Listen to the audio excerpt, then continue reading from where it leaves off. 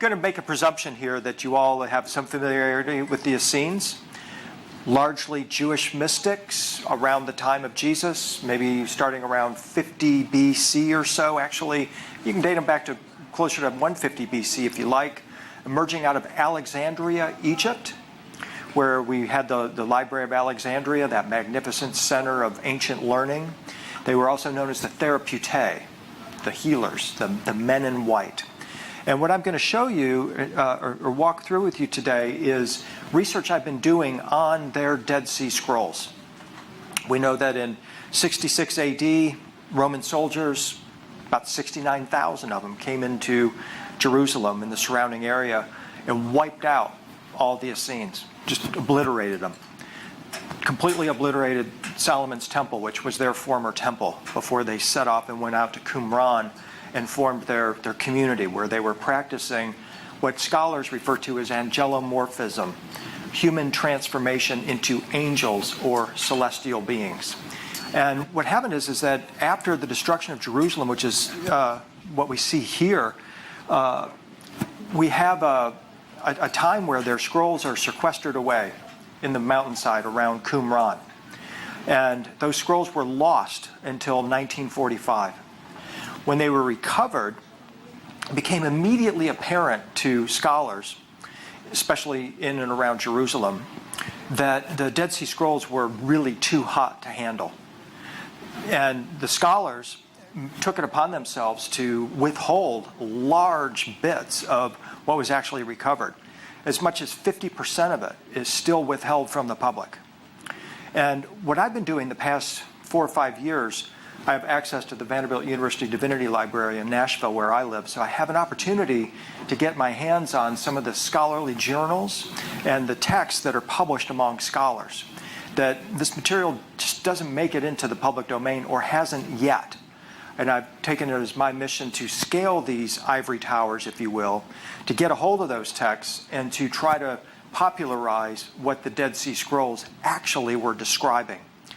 And one thing that I have to make as an observation right off the bat is that it's actually shocking, in a way, how explicit the Dead Sea Scrolls are in their descriptions of the Essenes interacting with angels, and their belief and practice of human transformation into celestial beings.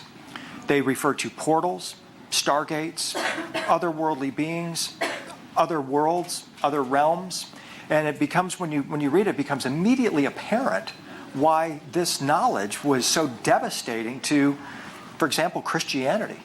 Because what was revealed about the Dead Sea Scrolls made it absolutely clear that Christianity should be called Essenianity, because it's based on the works of the Essenes. Jesus, Mary, John the Baptist, all were Essenes, but for the first 1945 years of Christianity's existence, nobody knew about any of this. Well, they might have known about it. Perhaps there were some bloodline families that had access to these scrolls. There were certainly additional copies other than what was hidden away in the caves of Qumran.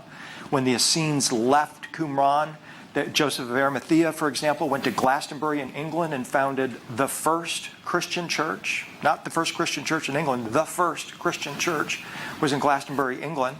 Mary Magdalene went to southern France with some of this material. Other of the Essenes went to India, they went to Egypt, they went to other places. So this material could have been available to individuals in the intervening period between the time the Essenes were massacred by Rome and the discovery of the scrolls in 1945. However, the large bulk of it was unknown until this time. And so what we're going to be walking through here is what I have deduced from my research into these PhD dissertations, these scholarly journals, and this material that has just simply been hidden away, if you will, by the scholars. I'm currently finishing a book called Jesus, My Brother, Rediscovering the Essene Jesus, the Angelic Family, and the Lost Secret of Christ's Perfect Rainbow Light Body. The title comes from actually the Essenes themselves, because when Jesus was amongst the Essenes, he encouraged them to think of them as his brothers and sisters. And the Essenes thought of themselves as a family, a holy family, the family of the Lord. So there was no differentiation among themselves. They were all brothers and sisters, no matter what their age was. Other bits of this material we're going to be talking about today are in my book, The Lost Secret of the Watchers, Ascension, Resurrection, and Perfection. When we talk about the Essenes interacting with angels, it is clearly spelled out in the Dead Sea Scrolls that those watchers, those angels were the watcher angels that were referred to in the Old Testament. So we'll talk about the watchers as we go along. So the Dead Sea Scrolls, as I said, discovered in 1947 in Qumran, reveal that the Essenes were a mystical tribe. Not just Jews were admitted into the Essene tribe. There were Buddhists, there were Zoroastrians that were part of the Essene mix. They were a mystical tribe who were obsessed with human transformation into angels. And by angels, I don't mean Hallmark card angels either. We're talking about ephemeral light beings, the next octave of human evolution. The scrolls contain their teachings about the perfection, their word, of an angelic light body composed of celestial flesh, also their term. They differentiated between human flesh, earthly flesh, and the celestial flesh of the angels. They were two completely different things. This teaching, the scrolls say, was given to the Essenes by otherworldly beings referred to as the holy angels of the Lord, or the watchers. So when we go to, for example, Easter morning, resurrection morning, the New Testament tells us that Mary Magdalene comes into the tomb where Jesus' body is laid out on the stone of the Holy Sepulchre, and she sees two men in white. These are interpreted as angels. These are the watcher angels, but also the Essenes were referred to as the men in white. So it's possible that the men in white, the angels in white that Mary Magdalene encountered on that morning, were either the watcher angels themselves or Essenes who were assisting in this transformation of Jesus from his human flesh into his celestial flesh. The Essenes were part of a movement that was viewed themselves as part of a long line of prophecy that was dedicated to the emergence of a new model of human being. A new model of human being who would have expanded spiritual capabilities. Jesus was the exemplar of that moment, or of that movement. And the resurrection moment was their ultimate quest or goal, to show how humans can transform into celestial beings. So this moment here where Mary Magdalene is in the tomb with Jesus, she's interacting with these watcher angels who are Essenes, and she is part of a blueprint or a plan for the evolution of humanity. There was no accident that she was there. None of this was by chance. It was all part of what the Essenes were attempting to do, to infuse the entire human genome with a new type of a being, a new type of genetics, a new type of spiritual capability. Philo was a Jewish historian who called the Essenes the most ancient of all the initiates, with a teaching perpetuated through an immense space of ages. Pliny the Elder echoed that, saying the Essenes, for thousands of centuries, a people has existed that is eternal. So they're clearly linking the Essenes with another race of beings, not just the watcher angels, but another race of beings that's also referred to in the Apocryphon of John, also called the Secret Book of John, a Gnostic gospel, where the Essenes are referred to as part of the immovable race of perfect light humans. That word perfect is surfaced for us again, and I use that word perfect as sort of like a golden needle to thread my way through various spiritual traditions. Perfection means to become a whole, holy, or complete, and compassionate human being. And it is part of the ultimate quest of the Essenes was to attain human perfection and join the immovable race of the perfect light humans. So this is what is expressed, for example, in Last Judgment art. For example, here shown by John Martin, or illustrated by John Martin. We see the human realm down here. Then we see a clear demarcation. We see a boundary. And above the boundary, we see beings clothed in white robes. These are angels, of course, but these are also the Essenes who have made their transition from the human realm into the celestial realm, the realm of the perfect light humans. And this idea of the boundary is really critical in these ancient texts because, especially in the Old Testament, we're told that one, flesh and blood can't inherit the kingdom of heaven, which means there's going to be a transformation of our being before we're able to enter into these heavenly realms. But conversely, the celestial beings were not allowed. They were forbidden from coming down from the celestial realm and entering into the earth plane, crossing that boundary. And this is the charge that's leveled against the watcher angels. They originally sat on the divine throne of God, but several of these watchers, including Michael, Gabriel, Uriel, Lucifer, took it upon themselves to cross over this forbidden boundary and take on human flesh. Why exactly they did that is uncertain. Perhaps it's because they wanted to explore the human realm. Perhaps they wanted to lead humanity astray, as traditional Christianity teaches. Perhaps they were here as bodhisattvas to assist us in our spiritual evolution, because it's certain, according to the Dead Sea Scrolls, that these watcher angels brought with them the secrets of heaven. Those secrets of heaven have to do with how we attain our celestial flesh. That's the core of it. It's an ancient cosmic alchemy that we're talking about. And that's what these watcher angels came loaded with when they came to earth and saw the daughters of men and saw that they were fair and had offspring with these human females, who are referred to in the book of Genesis as the Nephilim. These are interpreted as the giants. They're referred to as the mighty ones. And many researchers would argue that these giants were 10 and 12 foot tall redhead beings. But when you look into the stories of the mighty ones, what you discover is that they were called the mighty ones, or giants, because they possessed superhuman powers. Superhuman spiritual powers, levitation, invisibility, instant manifestation of wishes, and so forth. So that made them the mighty ones, and these were teachings and gifts that were given to them by the watcher angels. And this is why throughout the centuries many have chosen to kind of throw rocks at the watcher angels, because they couldn't match them in their capability. John the Revelator had a vision of heaven in which he saw 144,000 souls standing around the throne of God.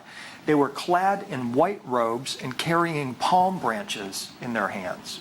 So here's John the Revelator opening a hole in space-time, perhaps, peering into heaven and seeing the watcher angels, or perhaps the Essenes in their white robes. These are the men in white. And as you look at this image here of these watcher angels, one kind of fun thing to do is to notice their eyes. They're all looking at a different place.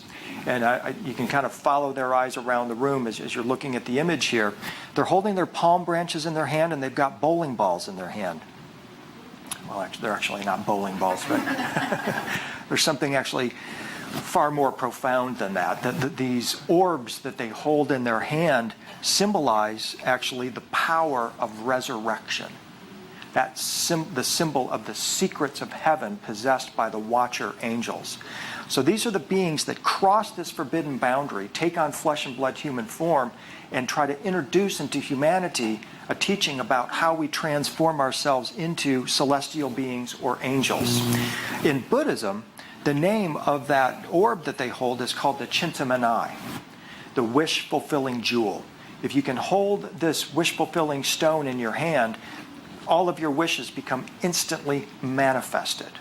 It's a symbol in Buddhism for the attainment of the perfect light body, or what they call the rainbow body of light. And in order for some of us to acquire the rainbow body of light they teach, we've got to get one of these Chintamani stones. I started researching this in 1998, when I followed the story of Nicholas Roerich, a famous Russian mystic and guru and painter who went to Shambhala on behalf of the New Deal, the Roosevelt administration, to try to acquire one of the Chintamani stones for FDR.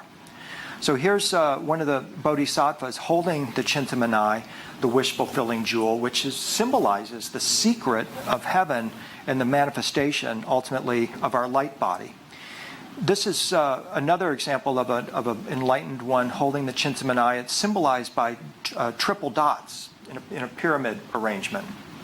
3 dots together in this way, often with flames coming out of it, symbolizes the wish-fulfilling jewel, the attainment of ultimate enlightenment, the secrets of heaven, and the ability to manifest the rainbow light body. And by the way, when these beings are coming down, they're super fast-moving beings. They're coming from that higher dimensional, higher frequency realm, enter into the earth plane. They take on physical manifestation, but they also have the ability to instantly manifest their light body as well. They're able to phase, and they tell us that once we have attained the light body, we can do the same thing. So this goes back to that bodhisattva idea, once again, that they have incarnated in this realm on a high spiritual purpose. Another example of a bodhisattva holding the Chintamani, the awakened third eye. And here we see the Chintamani being held at the level of the heart chakra with the radiant flames of heaven emerging from them as well.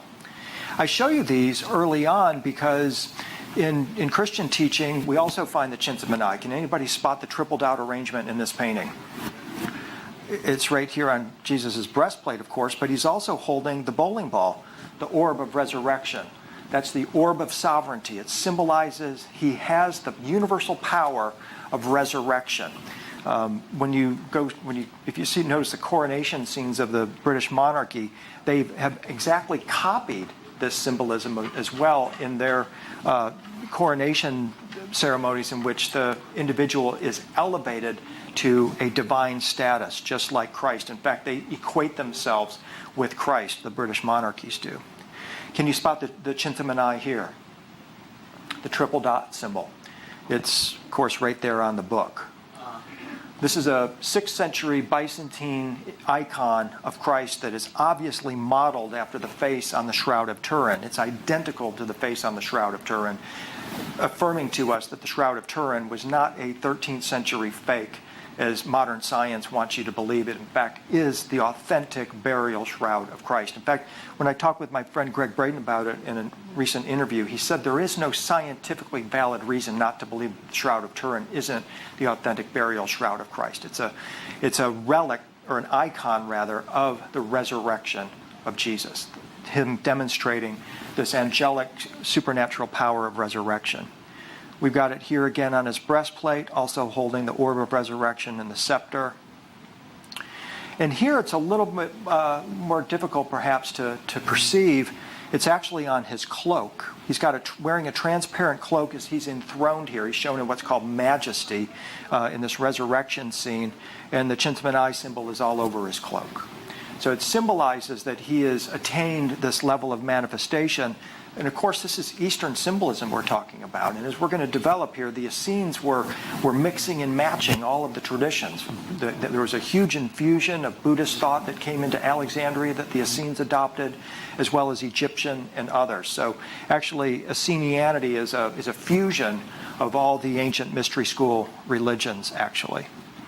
This is a lost Leonardo that was only rediscovered about 3 years ago. It's in the National Gallery in in London, and we see Christ as a sort of a kind of a feminine sort of perspective on Jesus. Same face as the face on the shroud, also holding the transparent orb with the triple dots on the orb. So Leonardo is clearly clued into this tradition we're talking about here and understands the symbolism of this resurrection orb.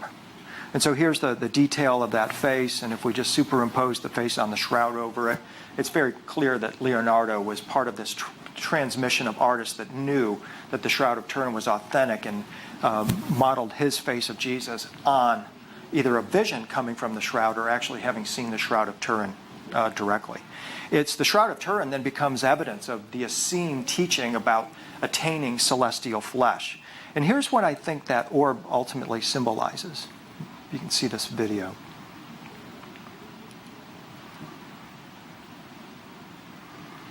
He's got the power of the universe in his hand. And this is one of the reasons why the Essenes were so obsessed with purity, because they knew that what they were dealing with here was the ultimate universal power. And they didn't seek this power to glorify themselves. They sought the power to glorify the Lord, to glorify the universe. And they knew that they had to sequester themselves in Qumran in order to attain this level of purity while they're interacting with these angels.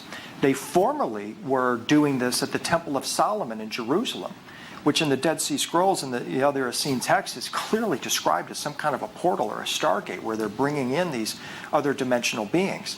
When the Temple of Solomon was desecrated, the Essenes decided, they introduced a very powerful innovation. They said, we don't need a temple anymore. Our collective group of us are going to become the temple itself, and our bodies will become the pillars of the temple. So the Essenes were communistic. When a person entered the Essene order, they gave over all of their assets. The Essenes were extremely wealthy. They didn't really have a need for money, but the individuals that joined gave over all their assets. And wouldn't you, if you went to a place, let's say, we heard the Essenes are operating again in southern France, and they're doing what they were doing back in Qumran days. You would go to this place and you would have a personal experience with an angel. You would have a direct personal encounter with a celestial being, and then you'd write the check. Because you knew exactly what was going to happen to you. You were going to leave behind your earthly needs, anything that has to do with the earthly flesh, as you go through this process of transformation into your celestial flesh, and follow the angels into the heavenly realms. And this is how the Essenes accumulated all their wealth. They weren't selling the gateway to heaven, but they were accumulating the wealth, and the evidence of this is in the Copper Scrolls. They had over 300 tons of gold that they had accumulated, worth billions of dollars today. And some people think that's the ultimate treasure of Solomon's temple, and it's still buried somewhere around Jerusalem. People are even looking for it to this day. So Jesus, of course, is raised as an Essene. His mother, Mary, is an Essene mystic. Churchianity tries to give you the impression she's some illiterate peasant girl that just got knocked up by God. Some weird story like that. But the fact is that she is a highly trained Essene initiate. They were all preparing their bodies as a vessel to hold this higher dimensional Christ light, Christ energy. Call it the Holy Spirit, whatever term you prefer. This is what they were trying to do. They were vegetarians. They were heavy into meditation. And it was all directed at preparing their body as a vessel to hold this light that would enable it to ultimately dissolve their body into this light, so then they can go through the gateway or portal to heaven. So at this moment here, this painting portrays the Last Supper. Something very special happened at the Last Supper that's indicated by the Bible. Jesus charged the disciples, all of them Essenes, with going out, healing the sick, raising the dead, and proclaiming the kingdom of heaven is at hand. And he also shared with them what the Greeks termed the exousia, which is translated as the power. He transmitted to the disciples the power. And the power has to do with the power of resurrection and attainment of the light body. So at the Last Supper, he shared with them this part of his body. This is part of the sacrament that was shared at the Last Supper, was Jesus transmitting to them this higher vibrational energy that he had been able to manifest as an Essene. What I've seen in these scholarly texts, and these scholars are at Yale, they're at Oxford, they're at other divinity schools around the world, is that in their theology, the Essenes took for granted the belief that in our original, true, and redeemed state, we are divine. Humans are divine and or angelic, and that, too, this belief pattern was conceptually and experientially inextricable from temple worship, in which ordinary space and time are transcended because the true temple, the Temple of Solomon, is a model of the universe which offers its entrance a transfer from earth to heaven, from humanity to divinity, and from mortality to immortality. The Temple of Solomon, this is saying, was a stargate. And I have been on this story for at least 10 years now. And anecdotal story here, about 5 years ago, I got an email from a friend. She said, it was Ann Strieber, Whitley Strieber's wife, who's since, hi, good to see you, yeah, who is since deceased.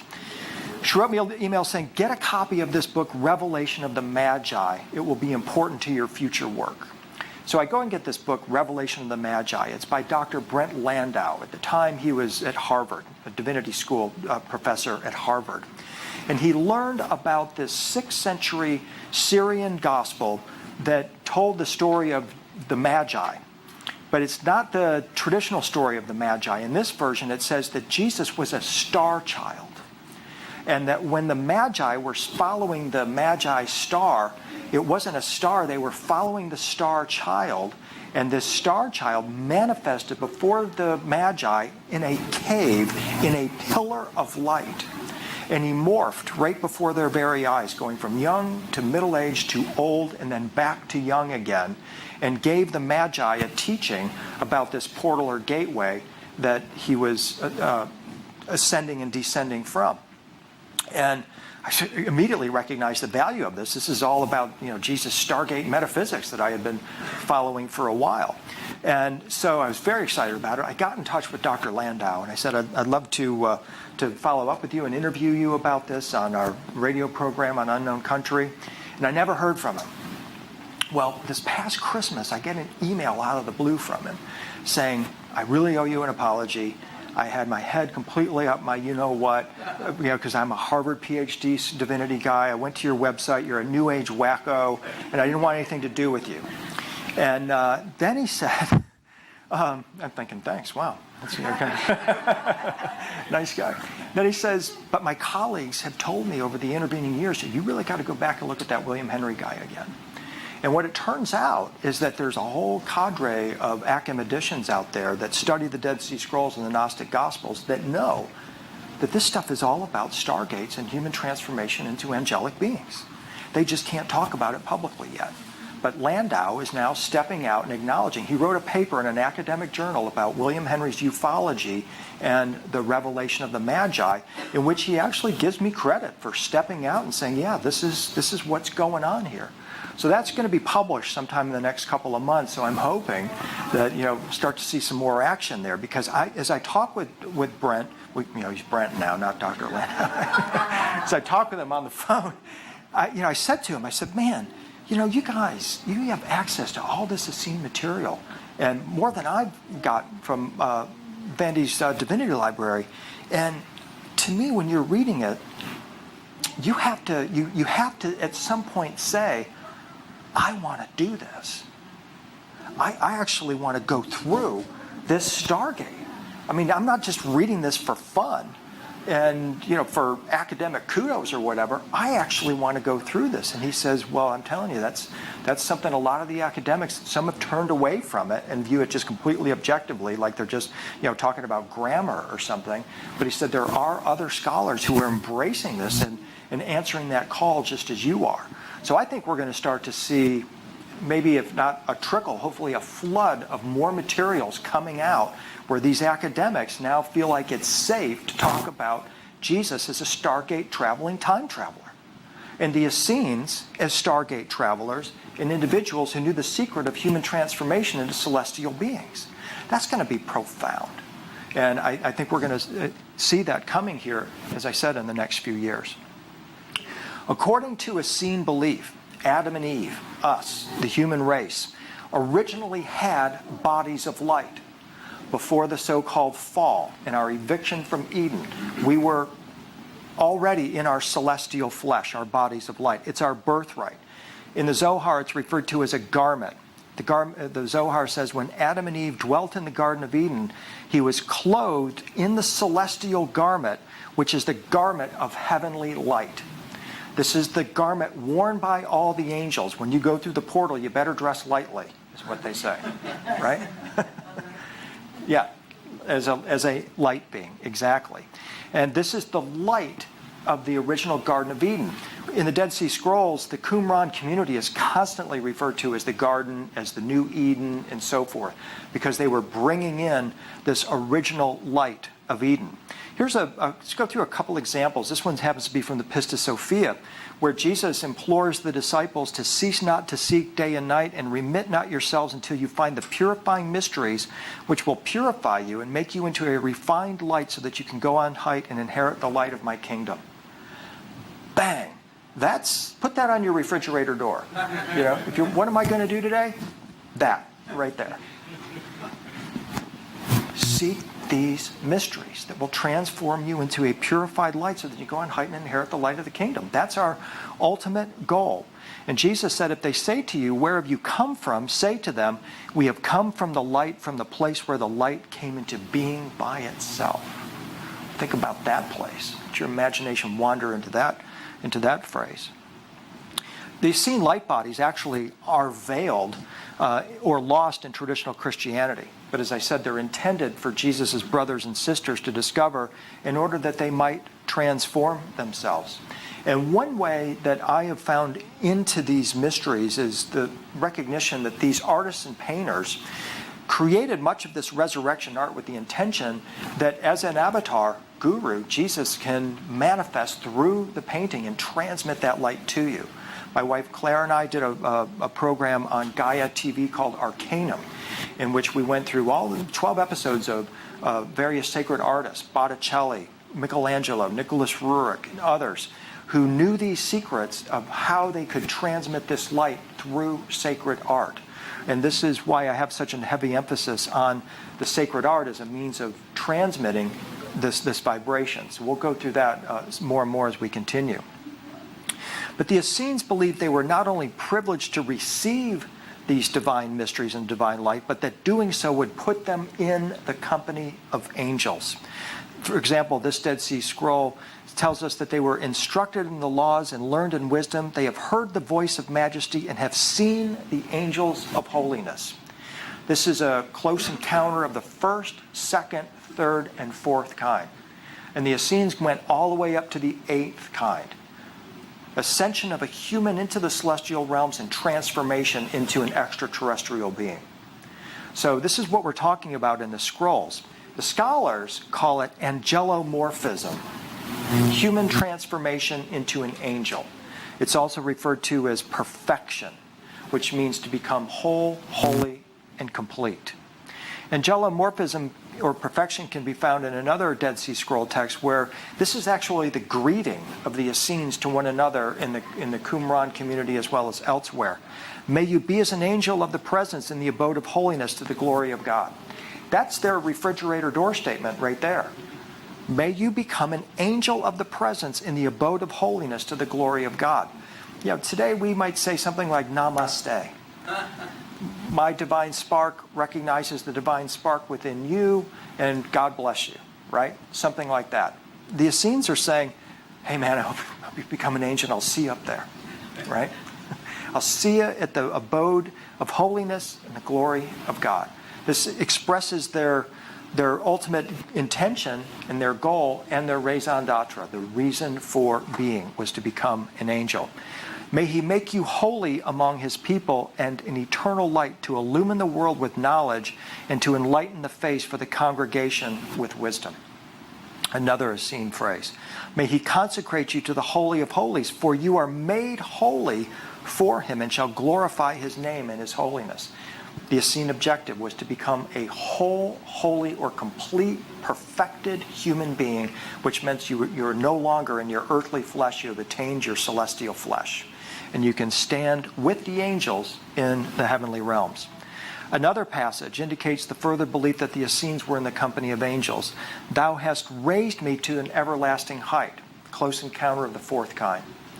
Thou hast cleansed a perverse spirit of great sin, that it may stand with the host of the holy ones, and that it may enter into the community with the congregation of the sons of heaven. Another fragment is printed in one of the scrolls. It's considered a song by the Archangel Michael.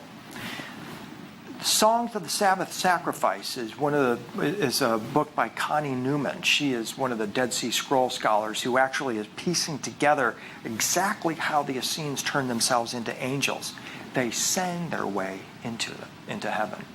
They were chanters. And the songs of the Sabbath Sacrifice are actually the Essene lyrics and phrases that they would use in this chant given to them by the Archangel Michael.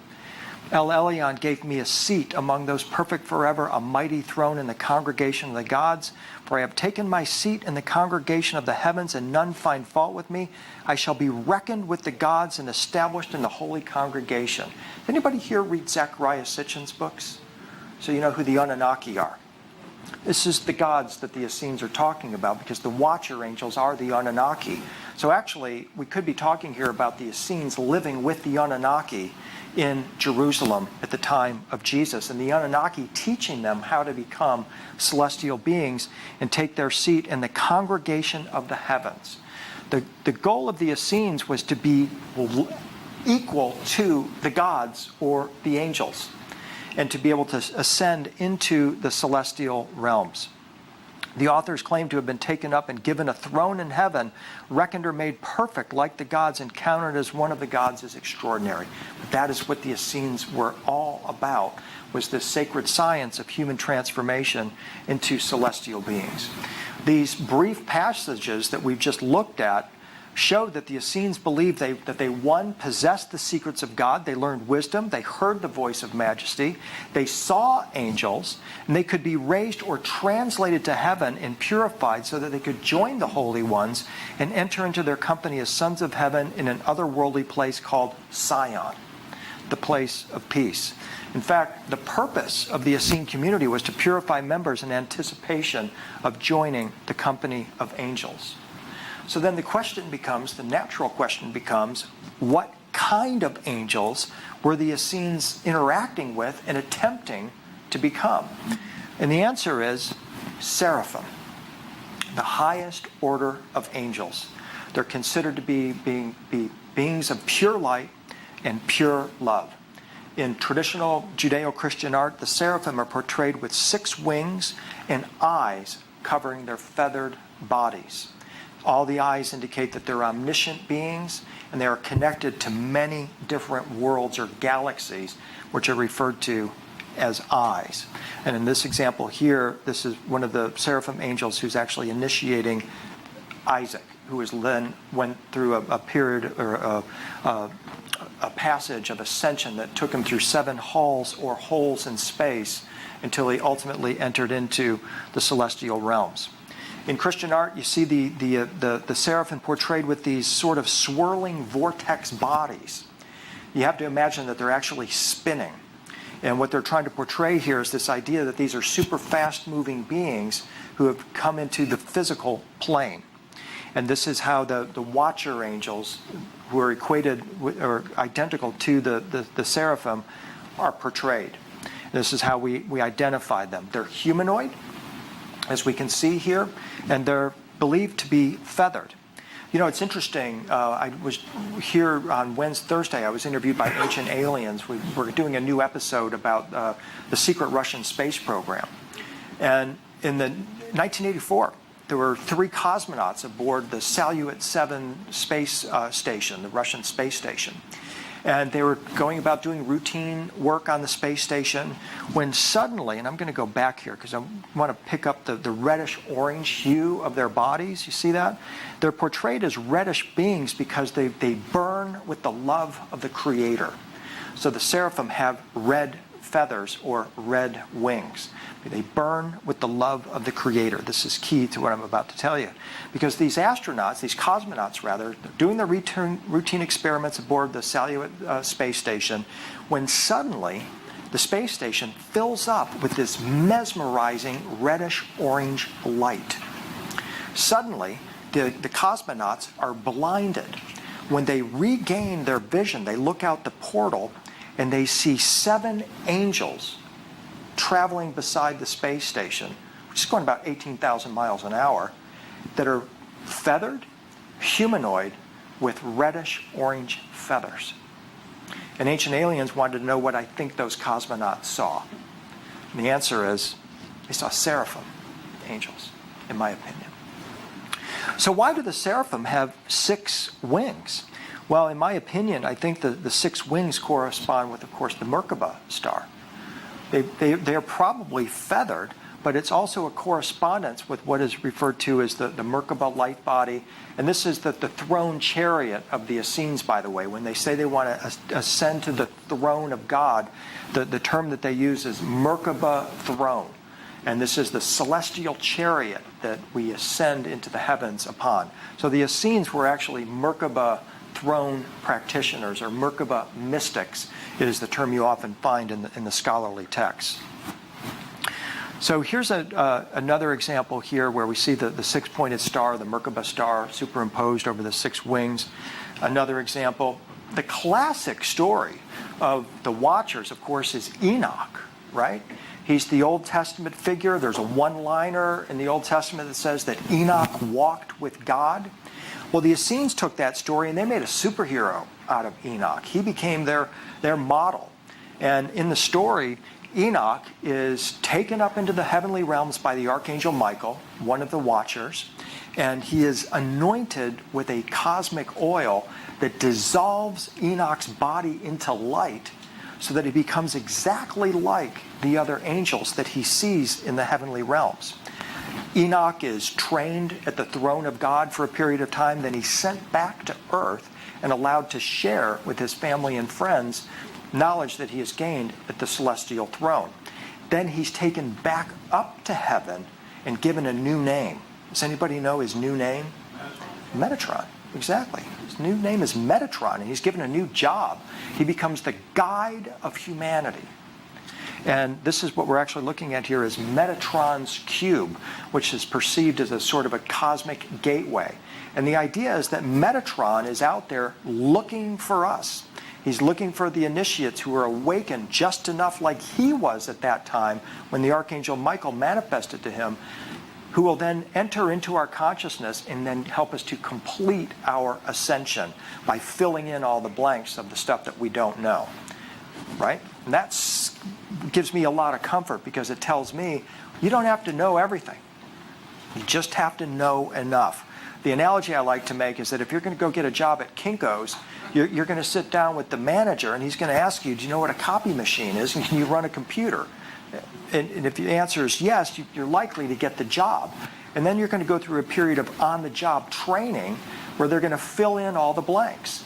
And what I understand about these ancient ascension mysteries, going back even to the Sumerian times, is that we don't have to know everything. We just have to know enough about the geography, the topology, the basic structure of the ascension process, and then we're going to be qualified to get our first job.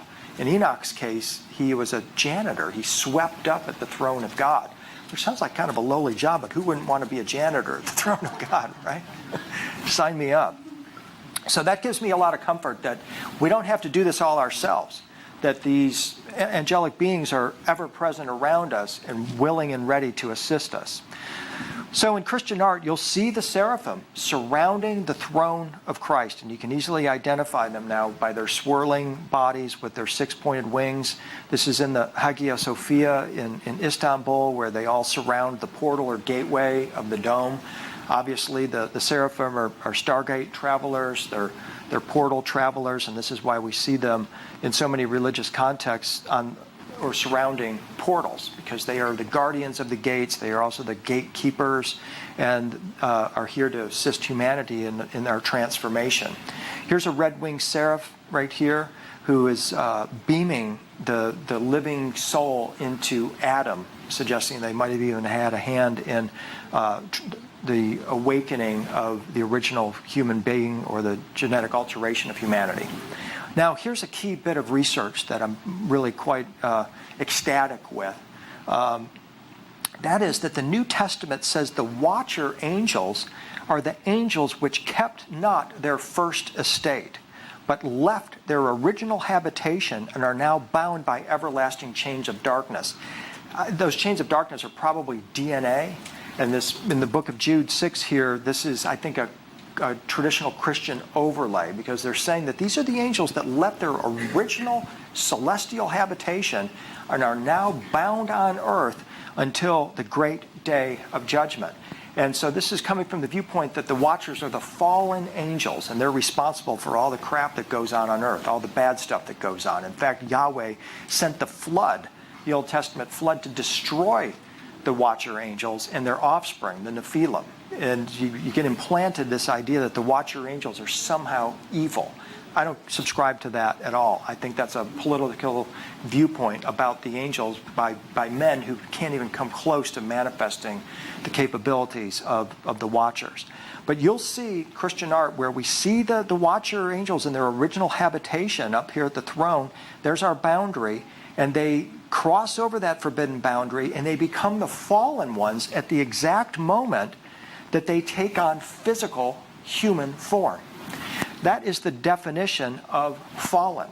You are no longer a celestial being. You are now in a human body. So they left their first estate and entered into human form. And again, you have to ask why. I mean, they're living in a perfect realm with supernatural, unlimited supernatural capabilities, but yet they make a decision to enter into the human plane and interact with in human affairs. Here's another example where we see Mary and the baby Jesus, and we see the throne of God up here, God always holding that bowling ball or resurrection orb, and the fallen ones, the angels, the watcher angels, descending into the earthly realm and taking on human flesh, abandoning their celestial flesh. Here is why this is so important. The reason is because the Greek word translated here, first estate, is oketerion, which according to Strong's Biblical Dictionary speaks to a dwelling place or habitation of the body as a dwelling place for the spirit. It is an abode of the soul. So the first estate refers to the original body, the first body of the soul, which we know is a light body. The thing about it is that this word, oketeron, is used in only one other place in the Bible. It describes the original bodies of the watcher angels, and it also is used to refer to the resurrection body or eternal spiritual light body of Christ. Now, what does that tell you? What it tells me is that the watcher angels originally had exactly the same light body as the resurrection body of Christ. Where did Christ learn how to attain his resurrection body? From these angels who were living at Qumran and who taught him from the time he was this high to manifest this celestial flesh. So how can these angels possibly be evil if they possess the same resurrection light body that Christ ultimately attained? You know Christ is in his resurrection body when he's sitting on a rainbow, usually portrayed as a 360-degree rainbow in Last Judgment Christian art.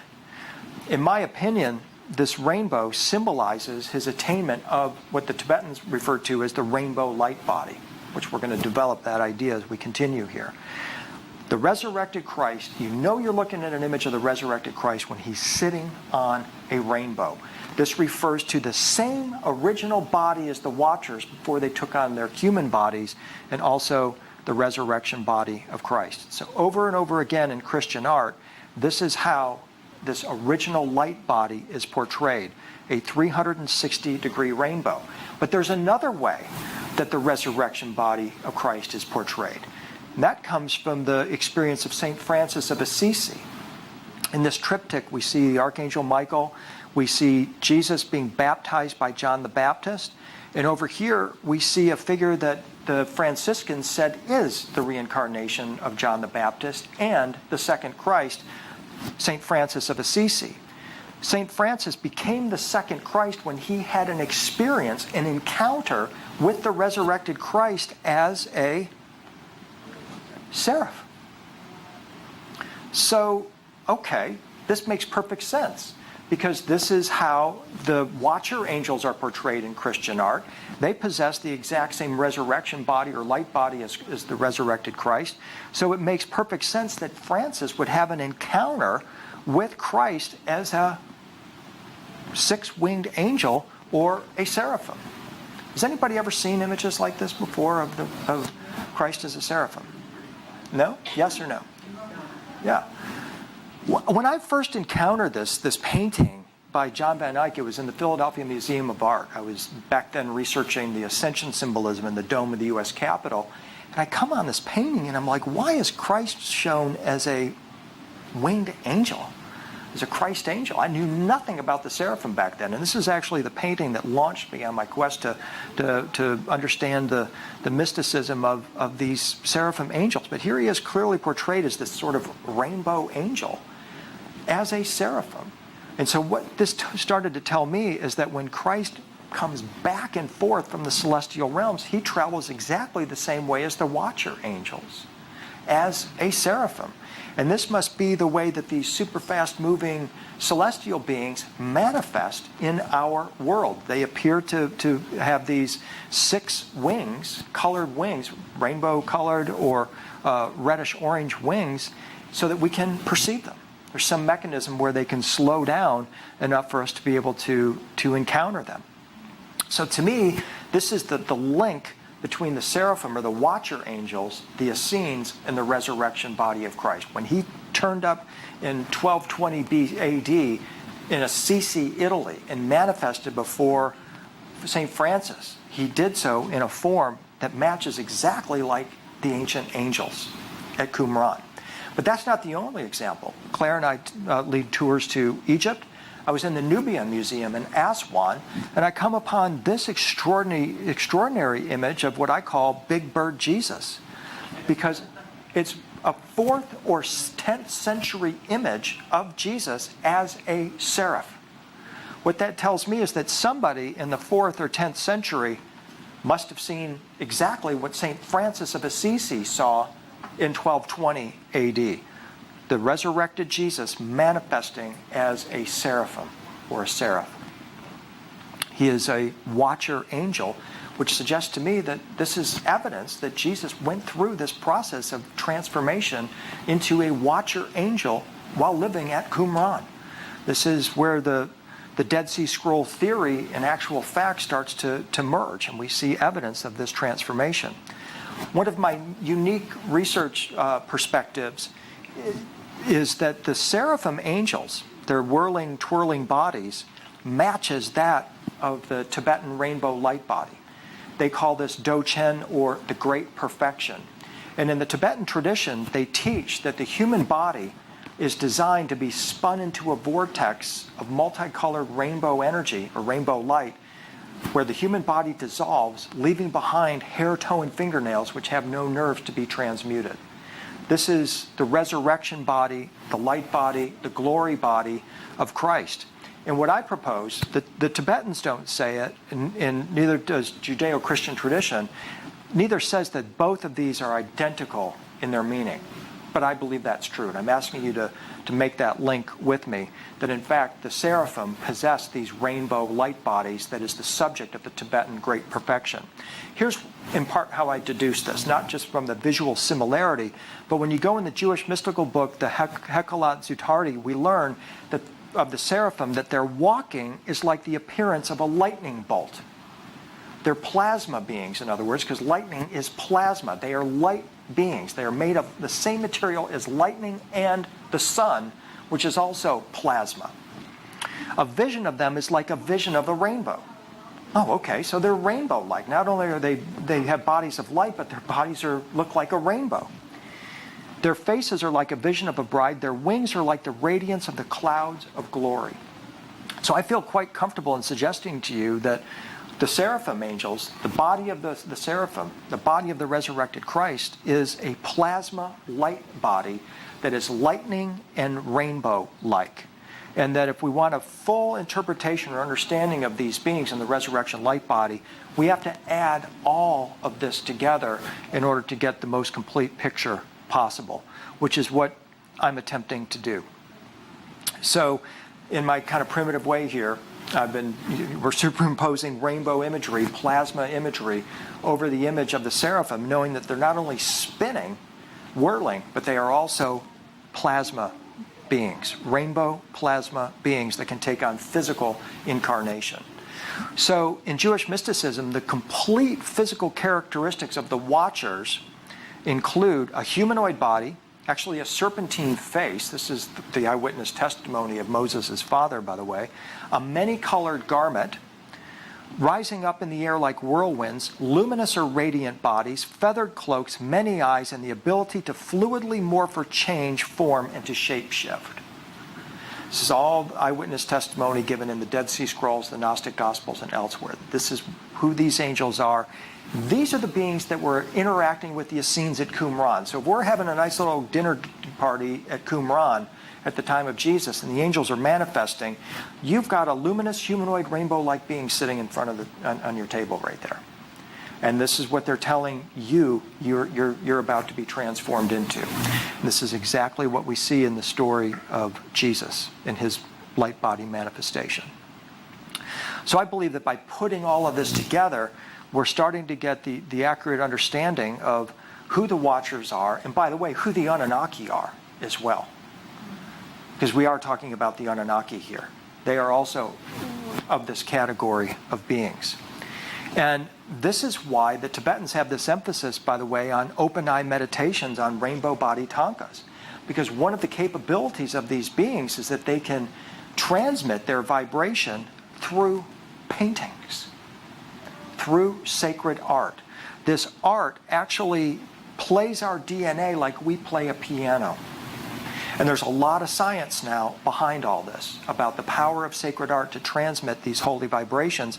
And this is a key practice of the Tibetan rainbow body tradition, is engagement of your consciousness with sacred images and allowing the image to show you the way to transcendence. And so this is why I place a special emphasis on attaining these images. So the Essenes ultimately sought to approach God's throne. Angelification was their goal. And this is what we see reflected in especially the art in Renaissance Italy, is this expression of going through a portal or a gateway as a light being into a celestial realm and joining Jesus and the other angels. And all of these images that we're looking at here are Renaissance examples of this transformation of humans, in this case Mary, into a celestial being and joining a whole advanced race of, call them superhumans or perfected humans. This is most specifically referred to in the book of Hebrews, which is an Essene text written to Essenes by an unknown author, possibly even Jesus, as a way of showing us, creating a mind map for our transformation. And one of the key statements in the book of Hebrews says that our arrival at Sion, the celestial throne, the celestial Jerusalem, marks our acceptance into an innumerable company of angels and just humans made perfect. So what this is saying, the book of Hebrews is saying, is that this is a group of people who have gone through the process of ascension and have now joined the company of angels and a group of humans who are now perfected, just like the Tibetan great perfection or rainbow body tradition. They are just, meaning upright, righteous, and balanced. They're humans, which means they're a member of the species Homo sapien, not animal, divine, or machine. They're shaped or formed, and they're also perfect, meaning complete, fully developed, whole, or holy beings. I automatically now link them with the Tibetan images of the great perfection, where we see the transformed human who has dissolved their body into light and now is manifest the next level of human manifestation or next level of human expression. We live in the caterpillar phase. This is the butterfly phase. Okay? And what these images do, if you're familiar with the work of like Dr. Joe Dispenza, other people are talking about brain mapping and neuroplasticity and so forth. These images are actually images of your future self. And as you begin to identify with this aspect of yourself, now you're going to be able to kick in untapped resources that you haven't even considered yet, because you're identifying yourself with your pupil phase. By linking with these images, we're actually linking with our butterfly phase.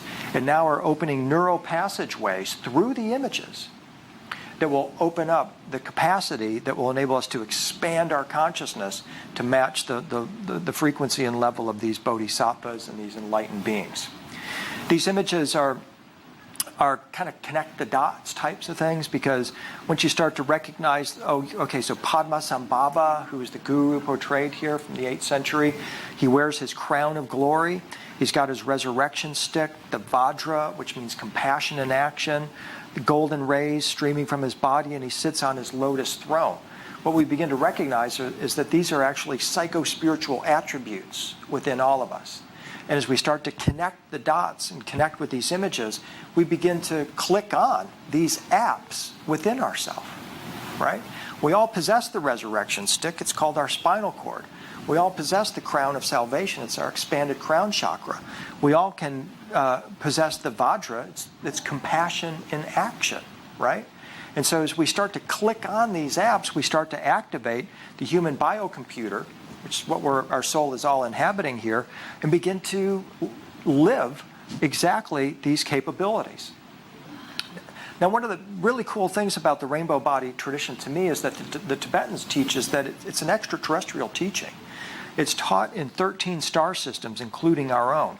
And as near as I can tell, this list must include Sol, which is our star system, Sirius, Orion, the Pleiades, Cygnus, Lyra, Vega, Arcturus, and Ursa Major.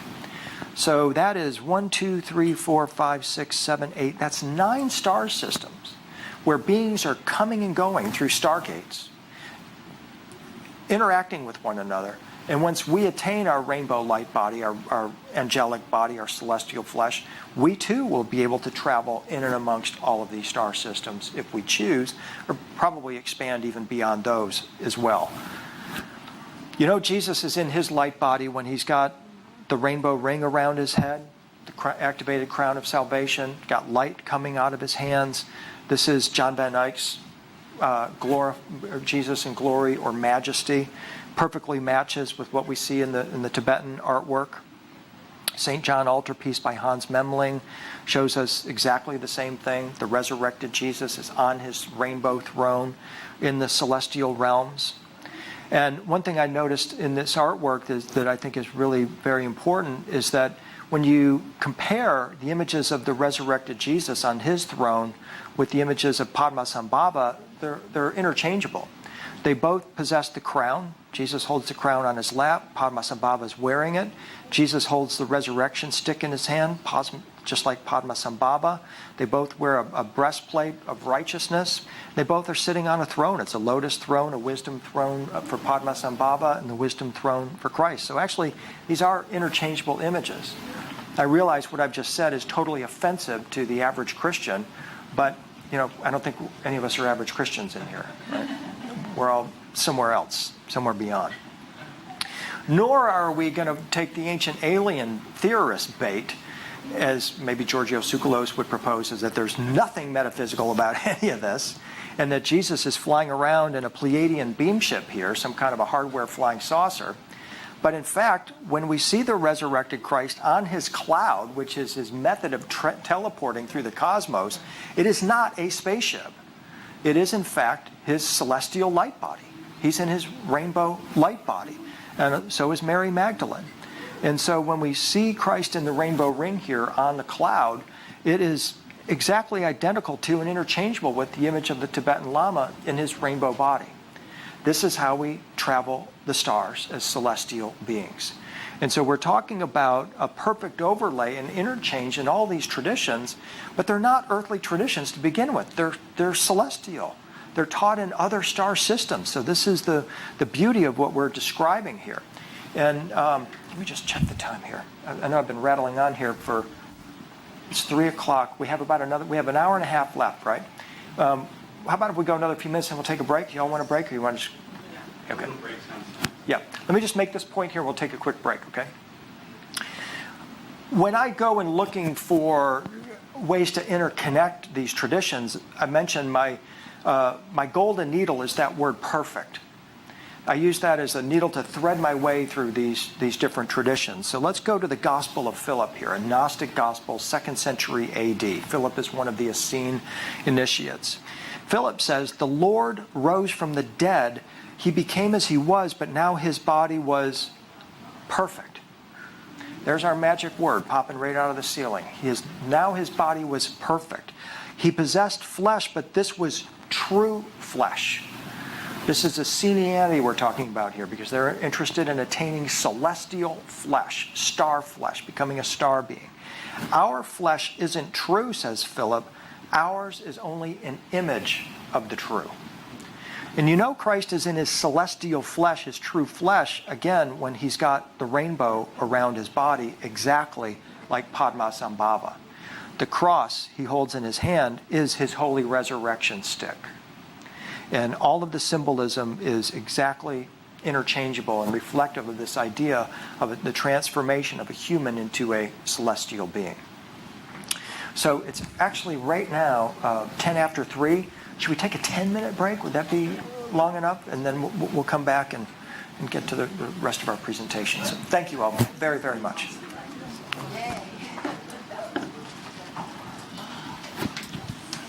Hi. I'm Ross. Hi, Ross. After your talk, are you going to be available? Yeah. Yeah, sure. Okay, cool. Yep, Awesome. definitely be around. You look like the monk on that seraphim. His face. Yeah, I mean, it's like light bodies at that time. We will be transformed into bodies of glory mirroring that of Christ. And of course, traditional Christianity refers to this as rapture, mystic rapture. It's going to be an automatic process. You don't even have to think about it. It's just going to happen. I'm not sure I agree with that. I think you probably have to do a little bit more than just believe, right? But this is the idea that we will be just like Christ in his resurrected form at this time of the second coming. And again, you know, you're looking at Christ in his resurrected form when he's in a rainbow or on a rainbow. Corinthians says, we shall be changed in the moment, in the twinkling of an eye, at the last trump, for the trumpet will sound, and the dead will be raised imperishable, and we shall be changed. If you were at my Singularity talk yesterday, or have looked at that work, you know that we're doing this, trying to do this technologically now. Whether people like it or realize it or not, this is the whole drive of Silicon Valley right now, is to change the human body, to raise it into its light body form via technology. And it could be that this is the ultimate transformation. I don't know. I kind of hope not, but this is the trajectory that we're on right now. But the main point here is that we're in this process right now. And I realize that maybe attaining a rainbow body sounds a little out there for a lot of people. It's kind of like, I like to use the story about the two caterpillars looking up at the butterfly saying, you'll never get me up in one of those things, right? I mean, that's where we're at. It's like we're identifying with the pupal phase and not so much the butterfly, and this seems like it's just too out there, too impossible for us. But I take some comfort in the words of Carlos Castaneda in his conversation with Don Juan. In one of his books about eternity, Don Juan tells Carlos that they, the ancient Mexican sorcerers, discovered that we have a companion for life. We have a predator that came from the depths of the cosmos and took over the rule of our lives. Human beings are its prisoners, and the predator is our Lord and Master. This is very similar to what the Essenes were dealing with. They called the predator the archons, an extraterrestrial race of powers that were attempting to steal human souls. Don Juan explained that sorcerers see infant human beings as strange luminous balls of energy covered from the top to the bottom with a glowing coat, something like a plastic cover that is adjusted tightly over their cocoon of energy. He said that glowing coat of awareness was what the predators consumed. And that when a human being reached adulthood, all that was left of that glowing coat of awareness was a narrow fringe that went from the ground to the top of the toes. The fringe permitted mankind to continue living, but only barely, and suggesting that that is the central predicament that we're all in right now. We're just holding on by a thread and barely living compared to what is possible for all of us. Sorcerers say that discipline makes the glowing coat of awareness unpalatable to the flyer or the predator. The result is that the predators become bewildered, and an inedible glowing coat of awareness is not part of their cognition. After being bewildered, they don't have any recourse other than refraining from continuing their nefarious task of basically vampiring us.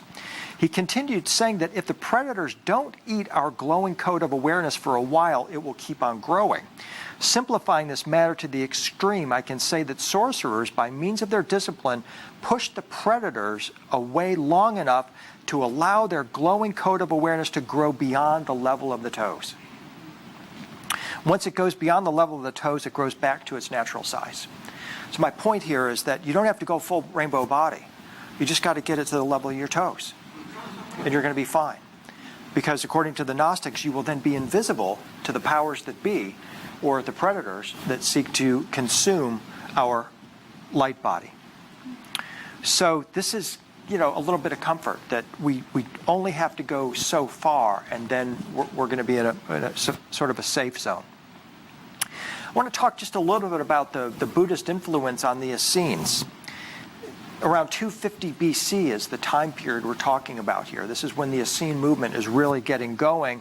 And this is when we have the emergence of a guru named Gaurab Dorji, who was the first human teacher of the great perfection in this human cycle. And this is who we're looking at here, is Gaurab Dorji. According to Tibetan tradition, Gaurab Dorji brought this teaching from the celestial realms between 184 BC and 57 BC from Vajrasattva, who taught the great perfection in the heavens. Again, we've established that this teaching is extraterrestrial. It's coming from other star systems. And here's one of the figures that brought it to Earth originally, or at least at the time of the Essenes and the time of Jesus. For some reason, I am experiencing some real slowness on my machine here. I guess we want to see this. Here's the story. In the land of Udayana, on the island of Hanakasha, was a great temple called the Blissful Tower, surrounded by 6,800 shrines. In this tower lived King Uparaha and his consort Queen Radiance. Their daughter Sudharma had taken novice vows, and soon after the full ordination, she lived on a small island with her maidens in meditation. One night she dreamed that an immaculate man in white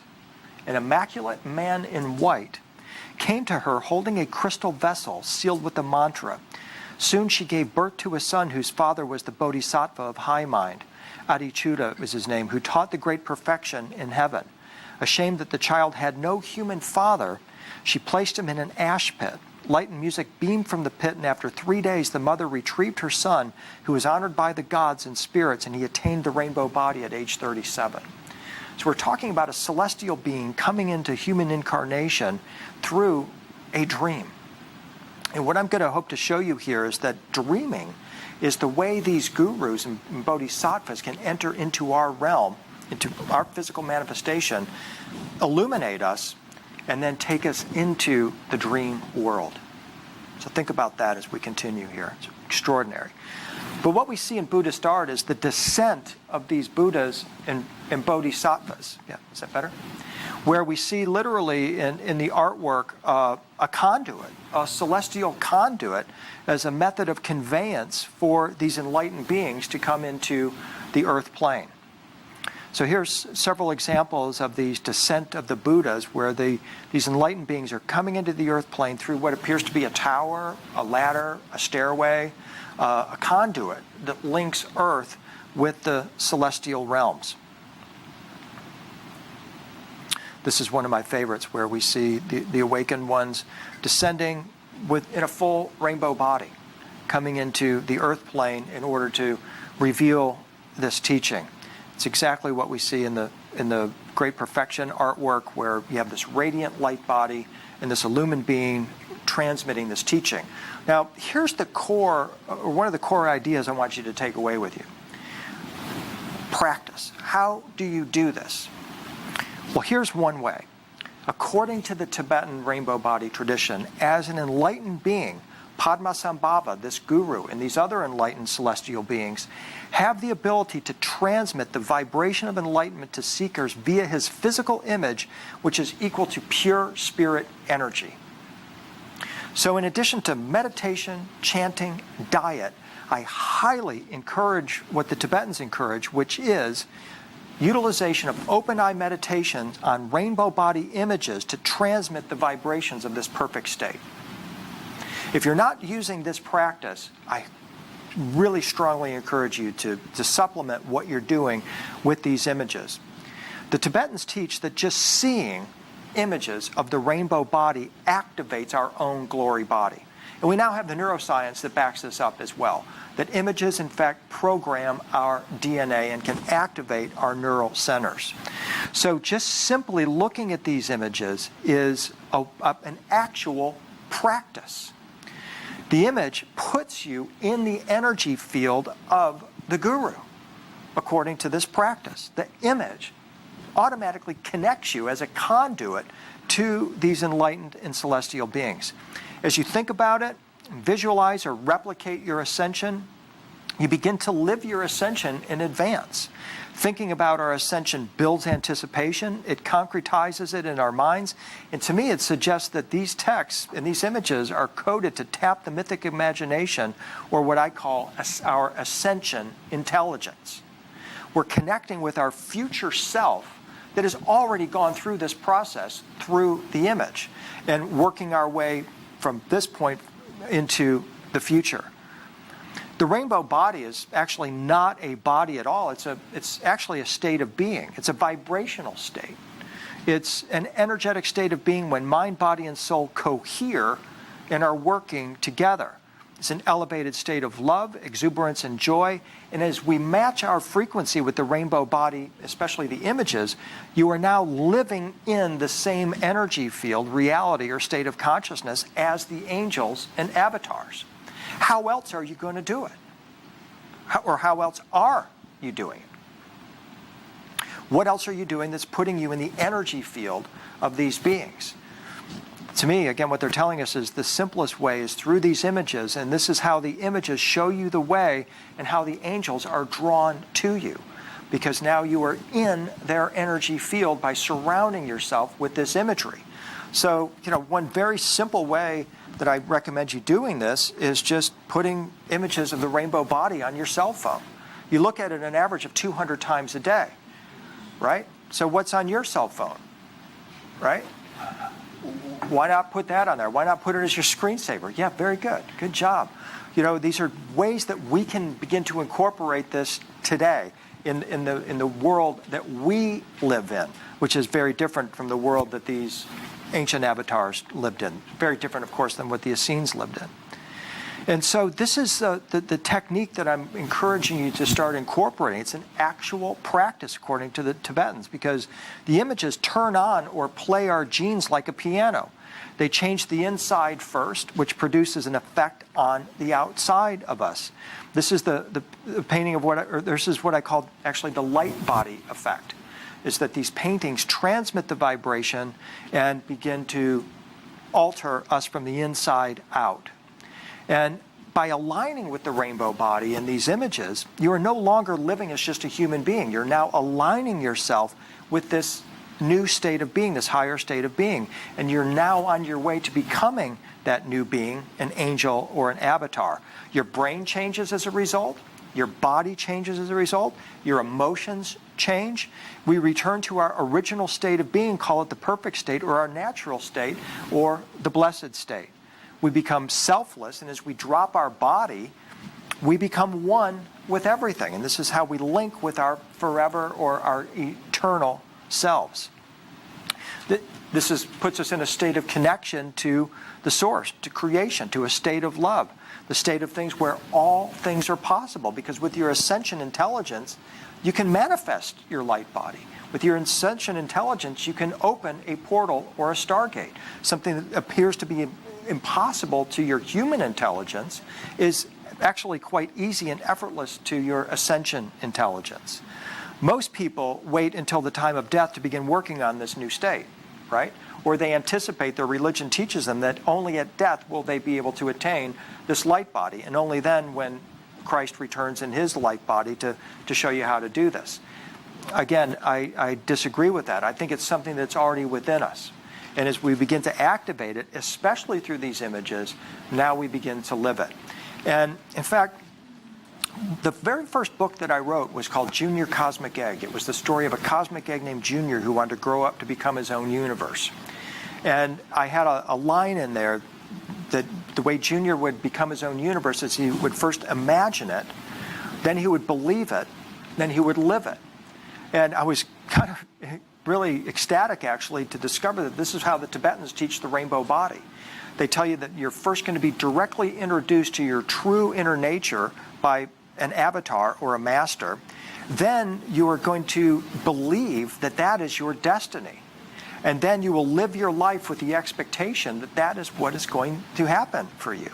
So this is imagine it, believe it, live it.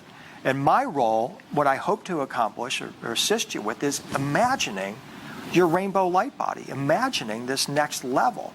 And then it's up to you to believe it and not stop believing it, and to live your life with the expectation that this is what's going to happen. Actually, in a branch of Gnosticism called theurgy, or divine work, which is the opposite of theology, the theologians talk about God, the theurgists did God's work. The gods communicated through the use of noetic images called icons or icons. Theurgists believe that every soul has within it a mysterious symbol given to it by God. When the soul remembers its purity, it remembers the symbol and returns to the source from which it originated. Jacob's dream of the ladder to heaven is a metaphor for the soul's ascent to the One. So here's the second time we've mentioned the word dream in our conversation. Jacob falls into a dream in this story in the Old Testament. He sees a ladder ascending into the heavens with angels ascending and descending on either side. He scales that ladder, raises his frequency, in other words. He scales it, a musical term, goes up into the heavenly realms, comes back down the same ladder or stairway, wakes up, and realizes that he has been at the gate to God and the gate to heaven. So this was one of the early tip-offs that later became affirmed in my research about the Essenes, that they were using the dream world and lucid dreaming as one of their primary practices for attaining the rainbow light body. Because when you're in the dream world, nothing is impossible. Everything is possible in the dream state. And what the Essenes are pretty clear to us is telling us is that these beings come and go from the dream world into our reality and can take us into their reality where all things are possible through the lucid dream state. Now, Tibetan history, we just looked at Jacob scaling a ladder to heaven. The Tibetan history books tell us that the first generation of Tibetan kings descended from the heavens to the sacred mountains. They actually did so through rope-like structures called the divine cord. This heavenly rope is connected to a rainbow, suggesting that these cords are rainbow-like, which is what we see portrayed here in this open eye meditation, which is called the 9 stages of deepening mind. And what we see here is a gray elephant that is beginning a journey up a spiral, or up a gently turning pathway, going into the heavenly realms. And as this elephant makes its way up the pathway here, we notice that as it overcomes these various trials and tribulations, it gradually starts to turn from gray to pink. And as it gets up to the top, it becomes fully pink. And then it's able then to cross over this rainbow rope or bridge into the Pure Land of the Buddhas. Now, my thing is that if you're spending a Monday afternoon with me talking about this, your chances are you're somewhere up here. And I see a room full of pink elephants sitting out here. Or partially pink elephants about to go fully pink, right? You're ready to make that ultimate transition. And you're ready for the guidance to come in that will assist you in doing that. And that's what this is all about. You've probably been going lifetime after lifetime, acquiring various bits and pieces of this, letting go or shedding the stuff that you need to shed that makes you more and more pure, so that then if you choose, and see the elephant is going one way and then turning around coming back this way. This illustrates the Tibetan concept that once we attain the rainbow body, we can phase back and forth at will, because then you're a bodhisattva and you're coming in to attain the rainbow body to be of the greatest service and greatest love to as many people as possible. And that is also why you incarnate as well. So if you're in like the Rubin Museum in Manhattan, where I took this picture, you're going to see a lot of images in the Tibetan art that reflects this idea of the beings in the rainbow ring and connected with rainbow imagery, rainbow chords that link them to other realms, other beings. And this is what is being expressed here.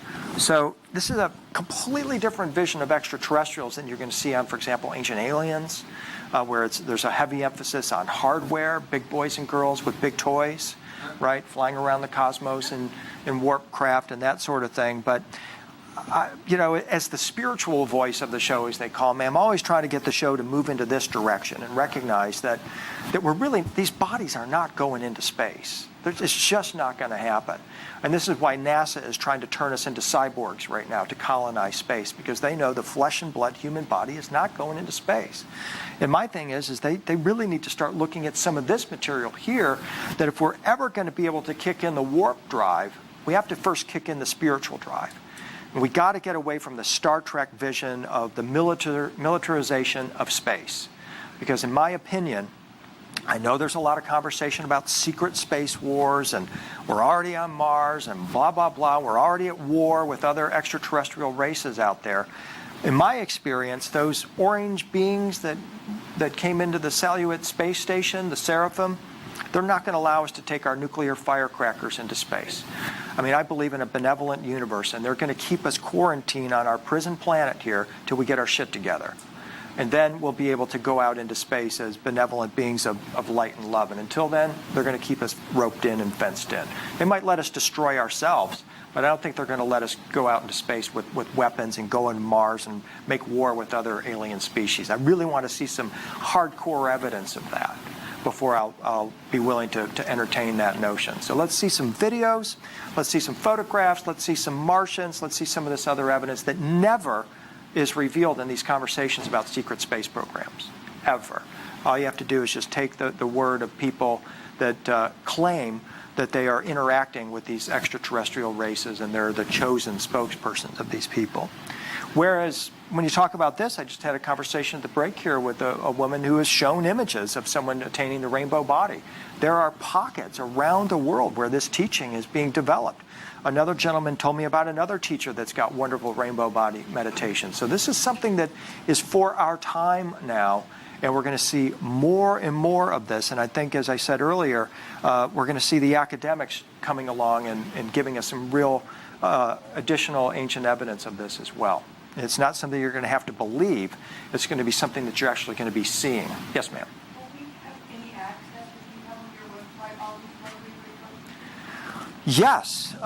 In fact, as I discussed with a person at the break, and I'll bring it up now since you asked, I have these flash drives. Oh, thank you. Yeah. I have these flash drives. They're USB flash drives that you just take this, flip it out, and put it in any USB port. There's 12 hours of video, including my latest Rainbow Body webinar, which was recorded about 2 months ago. My Jesus Star Child disclosure presentations on here. All 18 of my books. Most of the images that you're seeing here are in color in my books. And Claire and I have spent a lot of money and a lot of time acquiring high-resolution images such as this because they really contain the codes and the information. And actually, any of these you can take and blow up the size of a billboard and put it out on the 405 if you want. They're that high-res. And so I have these available as a way for you to access the images, access the information, take it home. These are $100. So if anybody wants one, please see me after the presentation. So thank you for asking. And I encourage you to make copies and share this with your friends. They're not locked. I believe this information, I need you to help support me in my quest to acquire more of these images. At any time, I've got about $10,000 worth of images I want to go buy because they're very expensive. But at the same time, I recognize that you can't just put high price tag on this information. It's meant to be shared, and I encourage you to share this with your friends. People, some people have like a William Henry party at their house and show the videos or whatever, but I put them in this form with the intention that you're going to make copies and share it with your friends. So please do. You have my permission to do that. Going back into this, I've traced all this back to ancient Egypt. Originally, I try to link these traditions together to get as comprehensive a picture as possible of the rainbow body tradition. What we're looking at here is Ptah, the ancient Egyptian god of resurrection and also the god of technology, who came from Sirius, who is standing with his resurrection stick, standing in front of the ladder or stairway to heaven, what's called the Pillar of Osiris, rainbow colored here. And isn't it interesting that they not only have the same symbolism, but they have a closely similar in vibration name, Ptah and Padma. They're both lotus-born. That's what Padma means, is lotus-born. So we have Padmasambhava and Ptah, both mirroring the same kind of idea and exemplifying the same teaching. So I'm quite comfortable in linking Ptah and Padmasambhava and also the resurrection imagery of Osiris as well with that of Padmasambhava. Ptah wears the many-colored cloak or garment that we see exemplified in all of these traditions. So this is a teaching that has filtered its way through all of the world's traditions. It's not just the Christianity, it's not just the Tibetan tradition, it's not just the Egyptian, it's all over the world's spiritual traditions. And it's the ultimate aim and objective of all of them, but we don't see a whole lot of action in terms of the teaching of this. At least we haven't, but now I believe we will. This is Mani, who is a Persian prophet, 200 AD, who also attained the rainbow body, being portrayed here. This is, I try to collect images of the divine feminine as well. We've been looking at a lot of images of masculine side of this, but this is Mary here with her many-colored cloak. And as we come in the detail here in this painting by Filippo Lippi, she's got her star cloak on and her plasma crown, indicating that she has attained her plasma light body. And again, Lippi's intention is that this is an open-eye meditation. You are to visualize your own crown chakra awakening and experiencing this light body or plasma consciousness. This is actually an Annunciation scene where the watcher angel Gabriel is coming to Mary and announcing to her that she will be carrying the divine child, the star child, Jesus. And we see the evidence of the rainbow imagery here, hinting that we're looking at a watcher angel who is also a rainbow body being, which is what I've established I believe the watcher angels actually were. They are able to take on flesh and blood form, but originally they are light body beings or rainbow body beings. So let's talk for a moment about what the word Essene means. Where did the word come from? Scholars are all over the place about what the word Essene actually means. They don't know if it was originally Greek or Hebrew. Is it a title, a description? Did the Essenes choose it? Or like the appellation Cathar, which means pure one, was it given to them by other people, maybe even their enemies, as in the case of the Cathars?